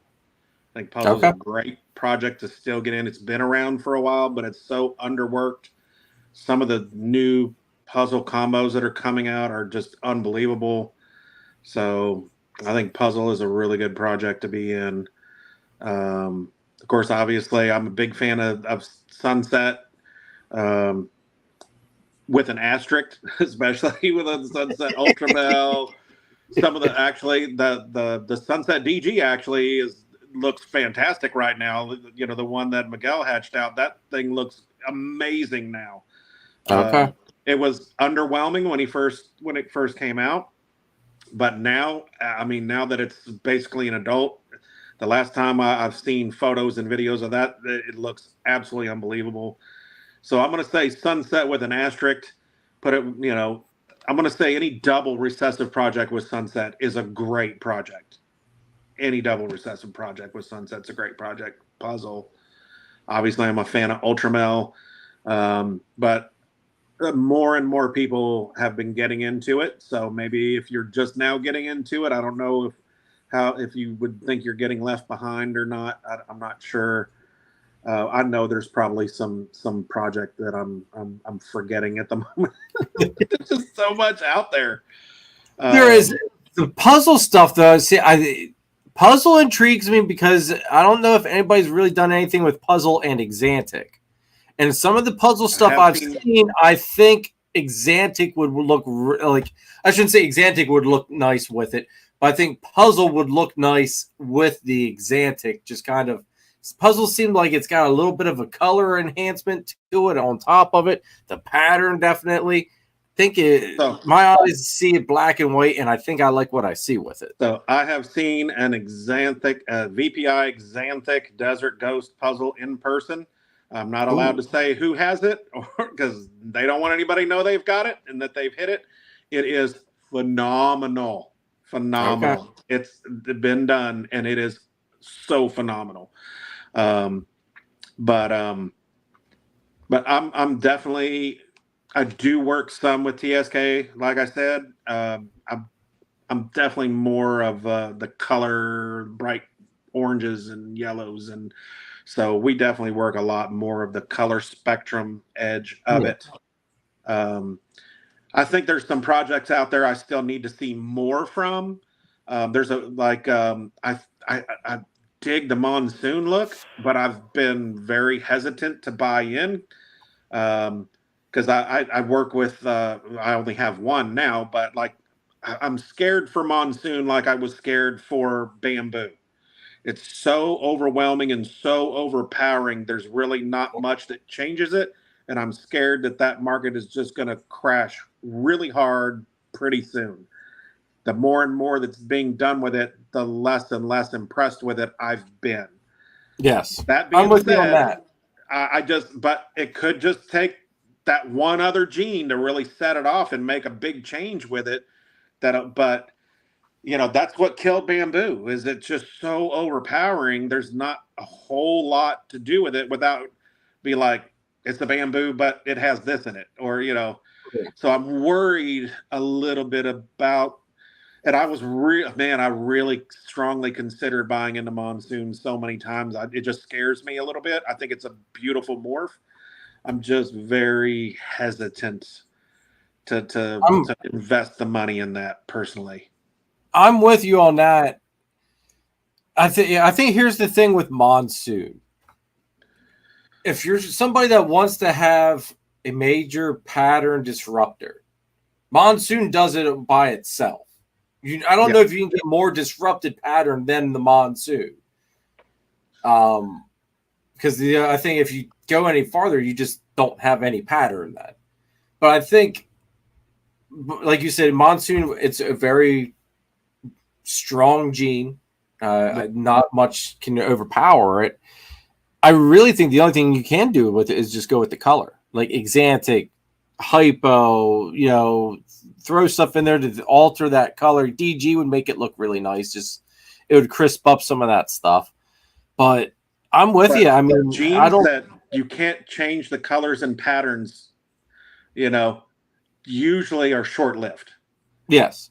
You know what I'm saying? So they're usually short-lived. I am not poo-pooing Monsoon. I think it's a beautiful morph. I really do. And I look forward to seeing like Exantic DG Monsoons or even Ultramel Monsoons or whatever. I bet they'll look crazy cool. But then what are you going to do? Exactly. Yeah. Yeah. Where do you go after? Then what are you going to do? Yeah. So it scares me a little bit. So yeah, Bamboo Monsoon. There you go. There you go. Right. So who knows? I mean, maybe that's the answer. I don't know. Maybe that's the right idea. So, but that's the perfect thing right there. Thinking outside the box. What are you going to do to change it? Prove to me it can be changed. That's kind of what my deal with Sunset was. I hesitated and waited till somebody proved to me that it could be changed enough to where I'm like, ooh, okay, I can work with that. And so far, I have yet to see a Monsoon. I was like, oh, wait a minute. Okay. I can do that. So, yeah. And here's the other thing too. There's other genetic combos that if you can hit the combination, it gives you a Monsoon-esque look. Yeah, that is very true. Very true. Our dad's gone crazy. Said Stranger Pinstripe looks like a Temu Monsoon. I know if you do Acid and Pinstripe, it looks like a Monsoon. Jeff and Angie there at Celtic Balls hit that one, and I was shocked, with how that looked. It was a beautiful looking animal. Now that, and they made it with the fraction of the cost. Yeah, fraction of the cost. But now let's open up that can of worms. Though, okay, it's a 2-gene combo that made an animal that looked very similar. Now, can you manipulate those 2 genes to do something a lot more unique than what you can with the Monsoon itself then? So is that a better path to go for, that look that you're going for? Yeah, there's so many things that just the gene hasn't been around long enough to really know for sure what isn't going to work with it. But that would be a cautionary tale for me. Yes. Is Monsoon. If you're ever going to, dive into something, make sure it's going to be something that's going to be viable for a long time. I'm not saying Monsoon is not going to be. I'm just saying I haven't seen something yet that maybe really want to just be like, oh, I'm investing that money in that project. So I hope something pops out too, and I'm just like, oh wow, okay, there we go. But it just, yeah. In all honesty, I really thought the saving grace with Monsoon, and it sounds crazy, would have been Pied. I thought Pied would have done something way different than what it did.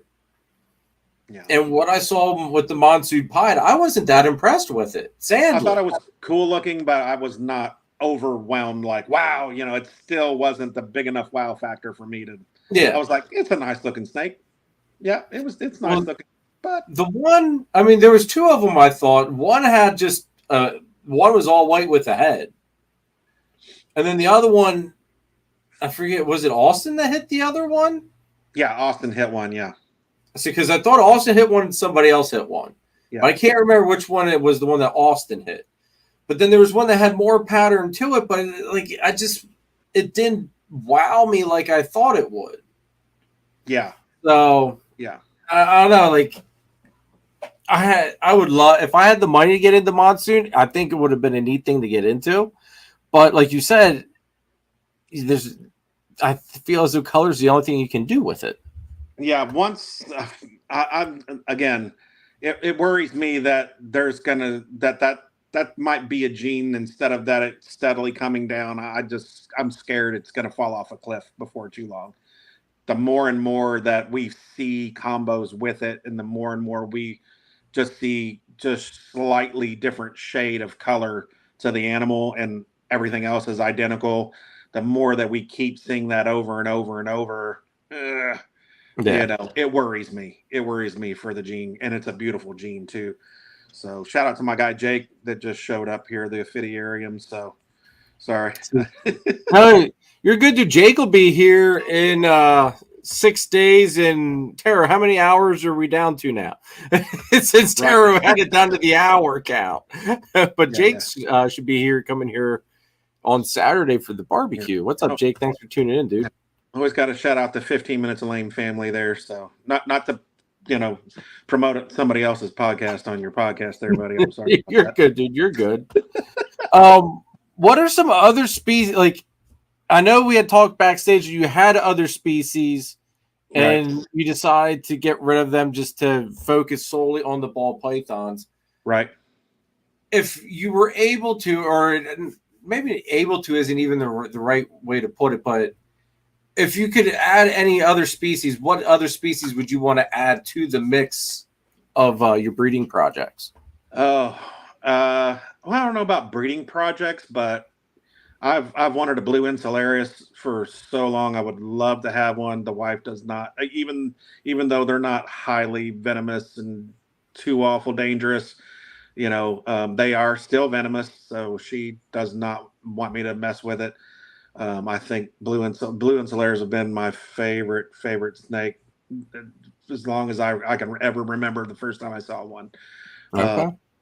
But other than that, the only other real species I could really see getting into, I love gargoyle geckos. The Deadpool line, the gargoyle geckos are gorgeous. So I know one of your sponsors there, Danny, works with that.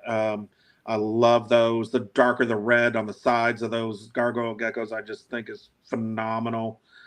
My wife actually loves the leaf-tail geckos. So I could see maybe somewhere down the line. The only problem we have, though, is again, we do love to travel. So animals that literally require daily maintenance are not really an option for us. So it'd have to be more of a snake species where we can just have someone come by just to poke their head in, make sure the building's still the right temperature, poke their head in the rodent room, make sure there's no water line clogs or anything like that, and everybody's that kind of thing. But we'll prep all the snakes before we leave to make sure that whoever's coming by, and it's usually my good friend of mine, his name's Jay from JLP Morphs. He'll come by and tend to the collection while we're gone. But I don't want him to have to come in here and every day and have work to do. I need you to look at this. I need you to do that. I need you to do this. I need you to, So from that aspect, for what maybe one of these days when, if I decide to get out or whatnot, of breeding animals, there would be a few species I would love to have as pets, like especially the blue insularis. That would be a dream animal to own, but I don't, happy wife, happy life, man. So if she doesn't want it around, then I'm going to respect her wishes and not do it. So, so as much as we may not want to agree with our wives sometimes, they might have a point. I mean, I know there's a few different things I wish I would have listened to Kara on, and I ignored her, and he came back and bit me in the ass. Like, I mean, when you pick the right one, you gotta respect the wishes, at least to a point, But with that being said, though, I mean, she'll even attest to this. I never once has the words, "Let me ask my wife," ever came out of my mouth if I'm going to buy an animal. So, I work for a living. I make money. She's not going to tell me I can't do something, but at the same time, I don't tell her she can't do something either or buy something. If we can afford it and she wants it, okay. I mean, that's just the way it is. And luckily, now in the beginning, it was more difficult to really have her on board when I was investing in animals that were thousands. Now, even at the last couple shows, honestly, the last few snakes we've bought that were pretty pricey were she went and ventured out like in Dallas and came back. She's like, oh my God, go look at this at such and such table. And so I'll go over there, look at it and come back with it. She's like, yeah, so, now she vends the shows with me. She helps with the rodents, snake work is up to me, but she definitely handles the snakes and does everything at the shows. She's great, with sales, great with people, being a teacher, she never loses her cool with anybody. She's just wonderful at the shows. So, and I really couldn't have the setup I do with as many animals as we take without her. Like this doesn't work without her. So it's been a blessing that she's gotten on board. But when we first kind of, and I'm going to say got back together, but that's a whole nother story. She was scared to death of the snakes. Like she would break out in hives. She was so terrified. To now have her literally handling all the animals, taking them out, showing them people, selling the animals, bagging them up, start to finish on the sales is to me, I'm just in awe of her, how quick she's picked it all up. So now, does your son help out too, or is it just you and your wife that do the shows? No, just my wife and I. Yeah, we do the shows. So there are a few shows coming up that she might not be able to make it to because of the school schedule. So I'm hoping my buddy Ed from Coffin's Critters will be able to make the trip with me to Dallas. If not, I only have 2 tables at the show, but it's always nice to have somebody you trust to back up, to be there with you, to man the table when you're not there, or, and then when you're by yourself, you can only help one person at a time or show, some people are impatient. Like if you don't get to them right away when they come to the table, they might walk away and just find something somewhere else. That does happen. But, and that's another tip for a show too. You know how many people have bought snakes from us because we were the only ones that said hello to them when they came up to the table? I believe it. So many people tell us all the time, oh my God, you guys are so nice. You guys actually said hello to us when we came up to the table. You took time to, ask us what we're looking for, what we like. You showed us the animals you have. Your animals are friendly. But yeah, so many people tell us that they come and buy stuff from us because if you see me sitting down at a show, it's probably late in the day, and it's because I'm so heavy. I'm a big fat guy, and my knees and my ankles just can't take it anymore, so I have to sit down sometimes. But other than that, like the first 7-8 hours of a show, I'm usually on my feet right there up at the front and greeting every person that walks by the table. So that's another thing too. That's exactly how I am. Yeah, don't tell me the show is terrible when every time I looked over your table, you're sitting here like that. You were like this? Yeah. The whole show. Never even look up. Oh, and then tell me, oh, well, they'll ask if they need something. Yeah, bullshit. Most people aren't gonna do that. They're just gonna be like, golly, this guy won't even look up. Screw that and move on. Just like Chris said, I've literally seen people sleeping. Yeah, Chris is right. At a show, I've seen vendors sound asleep at their table. It's unbelievable. It's like, don't tell me the show is bad and the market's dead. If the market's dead, you're not doing something right. Get yourself out there. One of our buddies, he has an axe for falling asleep at his table after a little while. Yeah, you would think he would have learned after the one show because one of our members in our group walked over and took part of his display. There you go. Yeah, exactly. From what I heard, it took a little bit of time for him to realize he was missing some animals. Yeah. But yeah, you're right. I did an experiment the one show. I walked around, and it was a show I wasn't vending. I just walked around. Everybody that I made a point to go up to the tables where, like you said, people were sitting down, face buried in the phone. Right. And I stood there. And I stood there. And I stood there. And not once did they say a word to me, acknowledge I existed. And I'm just like, how are you remotely going to sell anything? But that's the guy at the end of the show that's going to piss and moan that he didn't sell a damn thing, meanwhile, we're laughing all the way to the bank because, we sold a bunch of snakes because guys like that won't look up and acknowledge and be friendly with people. That being said, I mean, there's people all the time at shows. I'll say hi and they'll walk by and not even look at me. That's fine. I don't take it personal. I don't care. But at least I acknowledged them that they were there or came and look at the display. You know what I'm saying? It's just, you talk to people. It's amazing how many people and friends we've made at shows just by saying hello, even if they didn't buy something from us. And another thing too is we have some really good friends that vend shows, other vendors like JLP Morphs, like Coffin's Critters, and there's others as well. Like the Noodle Group is becoming some of those people with us as well, where if before the show I'll walk by their tables and see what they have available. So if one of my customers comes to me, I don't have what they're looking for, I'll walk them right on over there because I know their animals are good, clean, healthy animals. So I'm going to walk them over there. There's the one you want to buy right there. And you know what? It works because they'll do the same for me.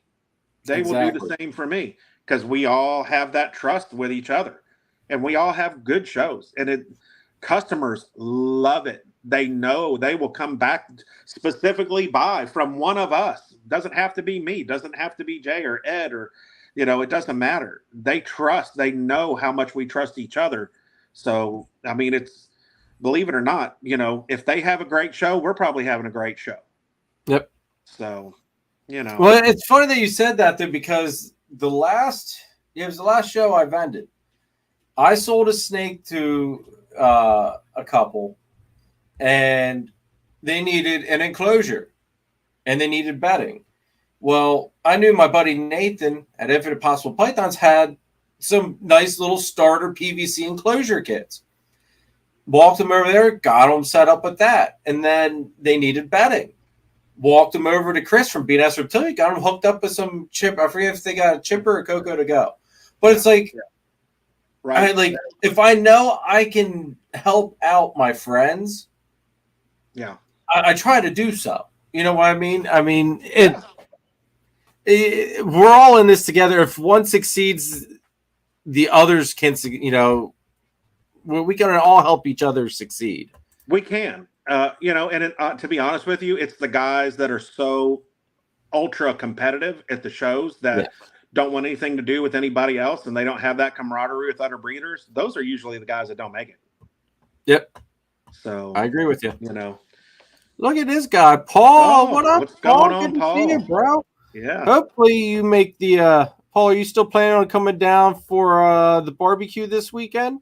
I hope you are, because I think you said you and forget who else you said might be coming down with you. Hopefully you'll get your ass down here and hang out with us all. Yeah, if they let him out of prison for that long. He's a guard for those that don't know. He's a prison guard, right? So don't know So, just in case people are like, wait, this guy's in prison? What? Oh, man. But no, Paul, I hope you do get to make it out, dude. I'm looking forward to seeing you. Such a good guy. Paul's a great guy. If you guys ever have the opportunity to befriend that guy, you can do much worse. So yeah, I was gonna say he came down for last year's barbecue, and then he came down for Gettysburg. I think it was like the spring show. He came down, or maybe it was spring or winter of last year's show. He came down, and we were bullshitting around for a little bit. Yeah. But it's always good to see Paul. Hope you're doing good, bro. Yeah, man. So you gotta give us a shout out, or a heads up. If you want to invite us to your shindig next year, let us know and we'll this is the time of year where we usually will not schedule shows, so we probably would be able to make it. Well, if this is too short a notice, you can always come this weekend. I mean, it's open, it's open for anybody. I mean, even if you're not, for anybody that's not a breeder on here, you can still come and hang out with us. Yeah. I mean, you don't got to be a breeder to hang out with us, but no, the invite's open for everybody. So yeah. I'll remember that. I'll hit you up for next year. I try to keep it around the weekend of the 4th. Okay. This year, I actually made it a point to put it on the week of the 4th because one guy at work always takes this week off, and I've been fighting to get this week for 3 years now, and I finally freaking was able to get it. So next year I'll probably do it either the weekend before or the weekend after, let somebody else have 4th of July week, because you save a vacation day as well. Right. So it'll probably next year will either be the week before or week after. But no, I will definitely send you a message about it, Troy. Just so we'll plan on being there for next year. It is a little short notice this time. My son and I did just take a 5-day trip. So, but yeah, definitely. We'd love to come up and hang out with everybody. So awesome, dudes. See that, and this is like it's odd, funny, weird for me to say it. A whole thing started, and I'm going to throw this guy under the bus. It's this guy's fault right here. Phil from Finger Snakes. It's all his fault. He decided to get a bunch of PA breeders together for a breakfast. The breakfast went good, and we always said we were going to go out and do like a supper one night, and Phil that dropped the ball and never did a supper. So Chris from being S Reptilia and I decided, well, we're going to start throwing some picnics. And I think Chris hit me up. He said, hey, are you going to throw this picnic or, barbecue or what? Right. And that kind of gave me the kick in the ass to, all right, we're going to do this because obviously, people want to come and hang out. So I threw it the first year, and this is the 4th year of doing it now. So It became something I never expected. People have traveled some outrageous distances just to come for a freaking barbecue, which makes me question how crazy is everybody in this hobby and industry. But at the same token, it's a really cool thing. I mean, next year, Jamie and her husband from Graceful Pythons are going to be driving coming from Tennessee. Adam's coming from, is it Minnesota? Wisconsin. Yeah. Jim from Straight Blast. He's coming. Minnesota? Is he in Minnesota? I think he's in Minnesota. I thought it was Minnesota. Maybe you might be right. I think he is in Minnesota. I think I'm confused because he was vending or was looking at vending Wisconsin. Maybe I think he is in Minnesota. I'm pretty sure. Okay, Chris is saying Minnesota. Chris saying Minnesota. Yeah, there you go. Yeah, I think it is. Yeah, that sounds. And then Jim from Straight Blast, him and his family are coming out, and they're in, I think, Illinois now. So I mean, like, there's people coming from all over the country for this barbecue. And this week, it really hits, like, every year, seeing how far some of these people are coming for this barbecue, it hits me. It's like, this is, like, on how cool it is and how awesome of a community it is that people will drive or fly this far. Right. Just to come hang out. Right. And I don't know, it's just cool. I don't think there's a community at all anywhere else that would do some crazy shit like that. Yeah, and the funny thing is things like that, like people will connect over, like these animals and getting together from all walks of life, like guys you would never even think you would meet or talk to. I've met doctors, lawyers, veterinarians, highway workers. I mean, you name it. So many different walks of life, people who just love these animals. And it's crazy how everybody can get along. Yeah. Just don't show up to something like that and talk about religion or politics and everybody is going to be great. Like, what I mean? But see, that's the cool thing though, too, because there's normally, anyway, so far, those things have not come up. It's like, it doesn't matter if you're Republican, Democrat, black, blue, yellow, pink, you're all there for the same reason. Honest. Yeah. We're all there for the same reason, and we're all like family. Like, it's so freaking cool. Yeah. And Phil's right. It took on a personality of its own, and like it has basically. I mean, oh yeah. Phil, we gotta let Danny in. Just keep him away from the sink. Just keep him away from the sink. But yeah, man. I mean, yeah. Just let us know. It's definitely should be like that this time. Usually, first or second week of June through the end of July, we usually will not schedule a show. Okay. We travel during that time, or we just take a break. It's a good time to take a break. We get a lot of like annual maintenance out in the building done that sometimes we just don't have time to get to, or biannual, every 6 months, certain things that we actually have to do that gets neglected throughout the year. Just take time to, do deep cleaning on all the racks and all that kind of stuff, not just tubs, but racks, the whole 9 yards, and pull all the racks out and scrub all the floors and disinfect all the walls and all that kind of stuff, So, but, give me 1 second here, Troy. My wife, of course, asked me a question, and I don't want her to start worrying. 1 second. Where are you at? It's after 10 o'clock. No. No, normally, I mean, we are going to shut it down here soon.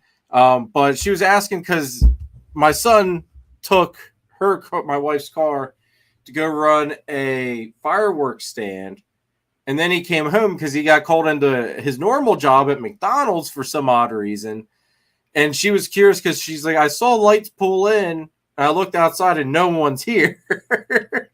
So she's like, she was starting to kind of freak out a little bit. So I had to kind of put her mind at ease, let her know, no, he can't. He did come home and then he left right away. That was my first job I ever had, was McDonald's, when I was 14 years old. See, I worked at a grocery store, and then straight from the grocery store, I went into excavating, and I've been stuck playing in the dirt since then. Yeah. So I've had so many odds and ends jobs up until the time I went in the Army. Then once I was in the Army, got out of the Army, I've still done the same job since, which is X-ray and EKG and CAT scan and okay. I worked for a company that I did EKG with, but CT mostly. And now the last 14 years, I work for a company that does reconstructions of CTs and MRIs and stuff like that. So I get to sit right here at my desk and work from home. Well, so, dude, I'm really lucky. I mean, I work for my boss and my boss's boss. Anytime I ever need time off or need a day, they never have told me no. Ever have they told me no. So I'm very, very lucky in that aspect. So it also allows me to do the shows I want to do, or, and still be able to work full-time hours in my real job. So, yeah. Well, Troy, it is after 10. Normally, I've been trying to keep this thing down to a 2-hour show time. I'll probably end up having you back on here again. Maybe even if towards like Christmas time, I do or towards New Year's, I do like a end of the year roundtable bash type of deal. Oh, okay. Maybe I'll hit you up, and maybe that's something you'll be interested in joining up and hanging out with us and everything. As long as it's not Thanksgiving week this year, we will be in the Caribbean. I was gonna say, nope, it won't be on Thanksgiving. Phil says I'll be in a Holtwood for a job. It is close to be. Phil, Holtwood is probably. You're still probably about an hour, 45 minutes south of me, though, Phil. And I would say I'd come down and hang out with you. But this week's going to be a little bit of a pinch. We're doing the zoo with the kids tomorrow. I did make a point that this week, even though it's get things ready for the barbecue, wanted to make sure one day I did go and do something with the kids. So we're taking the kids to the zoo tomorrow, and then the rest of this week is just gonna be getting ready for the barbecue. I've got next time we do a live, folks, the 55-40 rack's gonna be maxed out, the 50-20 rack's gonna be maxed out. I got all those pieces. I just gotta start putting stuff together. Yeah. But Troy, do you want to plug in any your next shows, anything you want to plug to have people come out, check you out, anything like that? Well, if you're in the South Carolina area, we're usually at all the Repticons around here. But our next probably because this is the time of year we take time off, so our next show is until August, which is a Columbia Repticon, and then right after that, we'll be at Daytona. So come see us. We'll be right in almost smack dab in the middle of the main room this year. Come by the tables. Come say hi to us.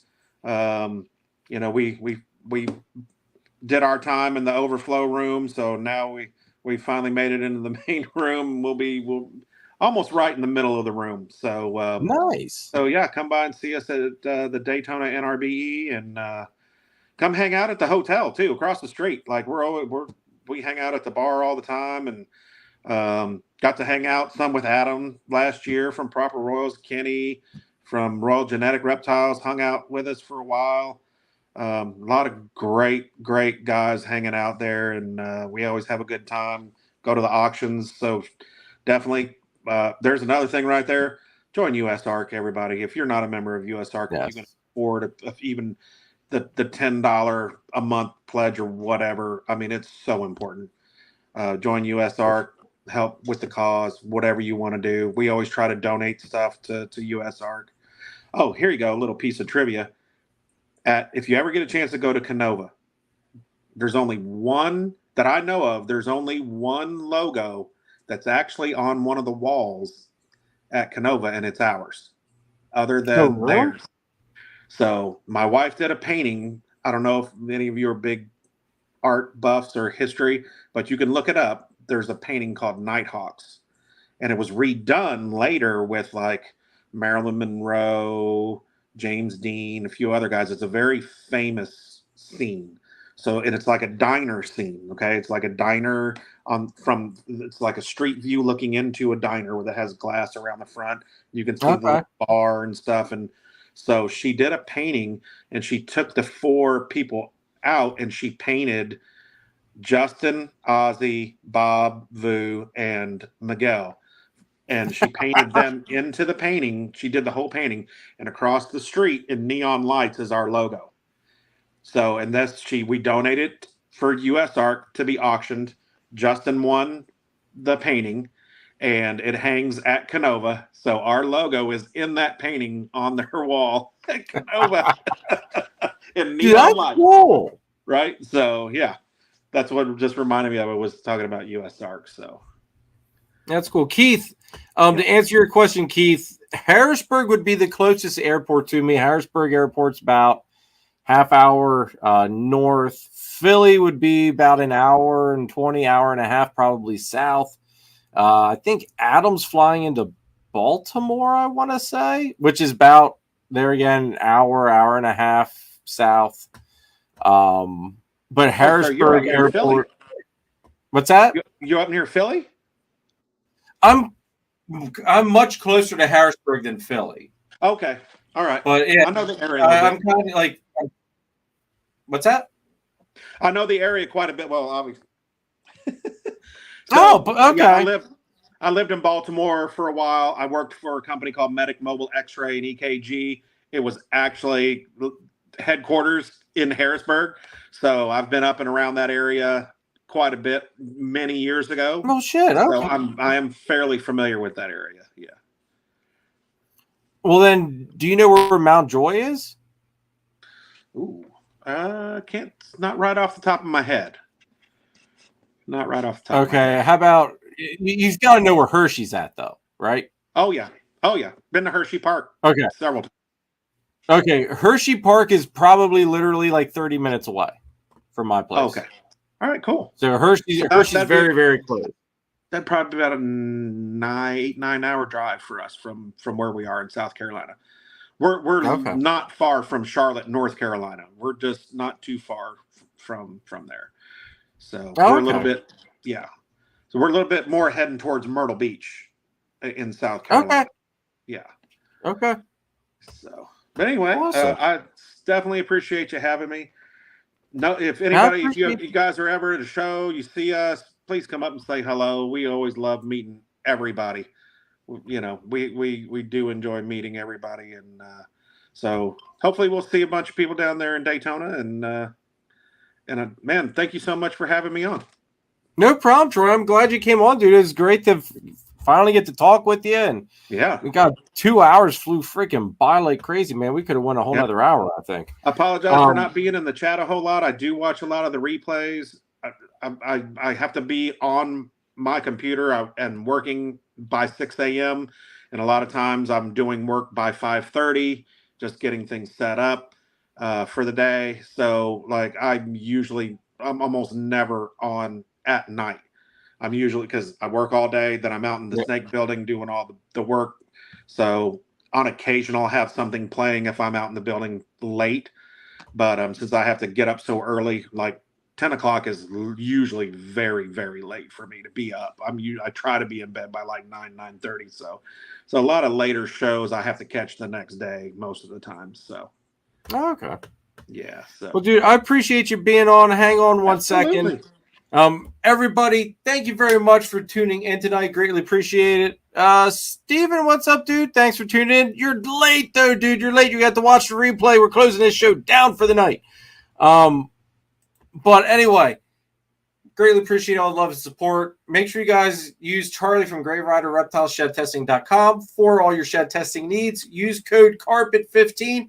Gets you 15% off of your shed test. It is a one-time use code, but go ahead and use it. Greatly appreciate partnering up with Charlie. He's always kind of been like a silent partner, but anyway, it's great to have his logo up top. See, I still can't freaking get it. There we go. Anyway, I failed again. Troy got it last time for me. So Anyway, also Husbandry Pro guys, use code Warfel60, gets you 60 days free through Husbandry Pro instead of that normal 30 days that you get just with using the affiliate link.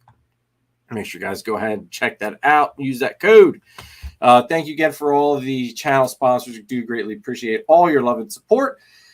This week's video, folks, it is going to be clutch cutting of the second carpet python clutch. You will not know what babies are available, even though I know what babies are available. But anyway, you won't know what babies are available until Chris gets here for the barbecue and picks out which babies he's going to take with him. Then I know what babies are staying here with me because it was a split clutch. But I will tell you this much, folks. It is a killer-looking clutch. Hopefully Chris lets me borrow Celeste again for next season because they made some beautiful babies, and I've got another. I'm going to throw a different male to her if he lets me have her again. But gonna make some more killer babies hopefully next year with her. Also, there will be a carpet care video 2.0 coming up the following week. Next, I should have mentioned this as well earlier. There will be no Sunday live. This will coming on July 5th. No live, folks. I'm sorry. I will be too exhausted after the barbecue and after playing catch up down here in the snake room. But what I am going to do is that we will be going live from the barbecue, and we'll maybe do some brief interviews, get some footage of Adam playing, some music for us, that type of deal. Oh, yeah. What am I? God, yes. Thank you. Chris, thank you. July 7th. Yes. Thank you, bro. Catching me when I fell on that one. Yes, no live July 7th. Well, we will be going live from the barbecue. Might even hand my phone off to some other people so that way they can go and get some footage of whatever. I don't know. We'll have to see how it all does go down. But there will be no live Sunday. It will be Saturday of War stock. So maybe that'll entice other people to want to come for next year. We'll see. Yeah, that's basically it, folks. I do greatly appreciate all the love and support. I will catch you guys next time. I hope you guys all have a great week. I'm going to enjoy my week off because it is much, much needed. And I'll see you guys Saturday. Later.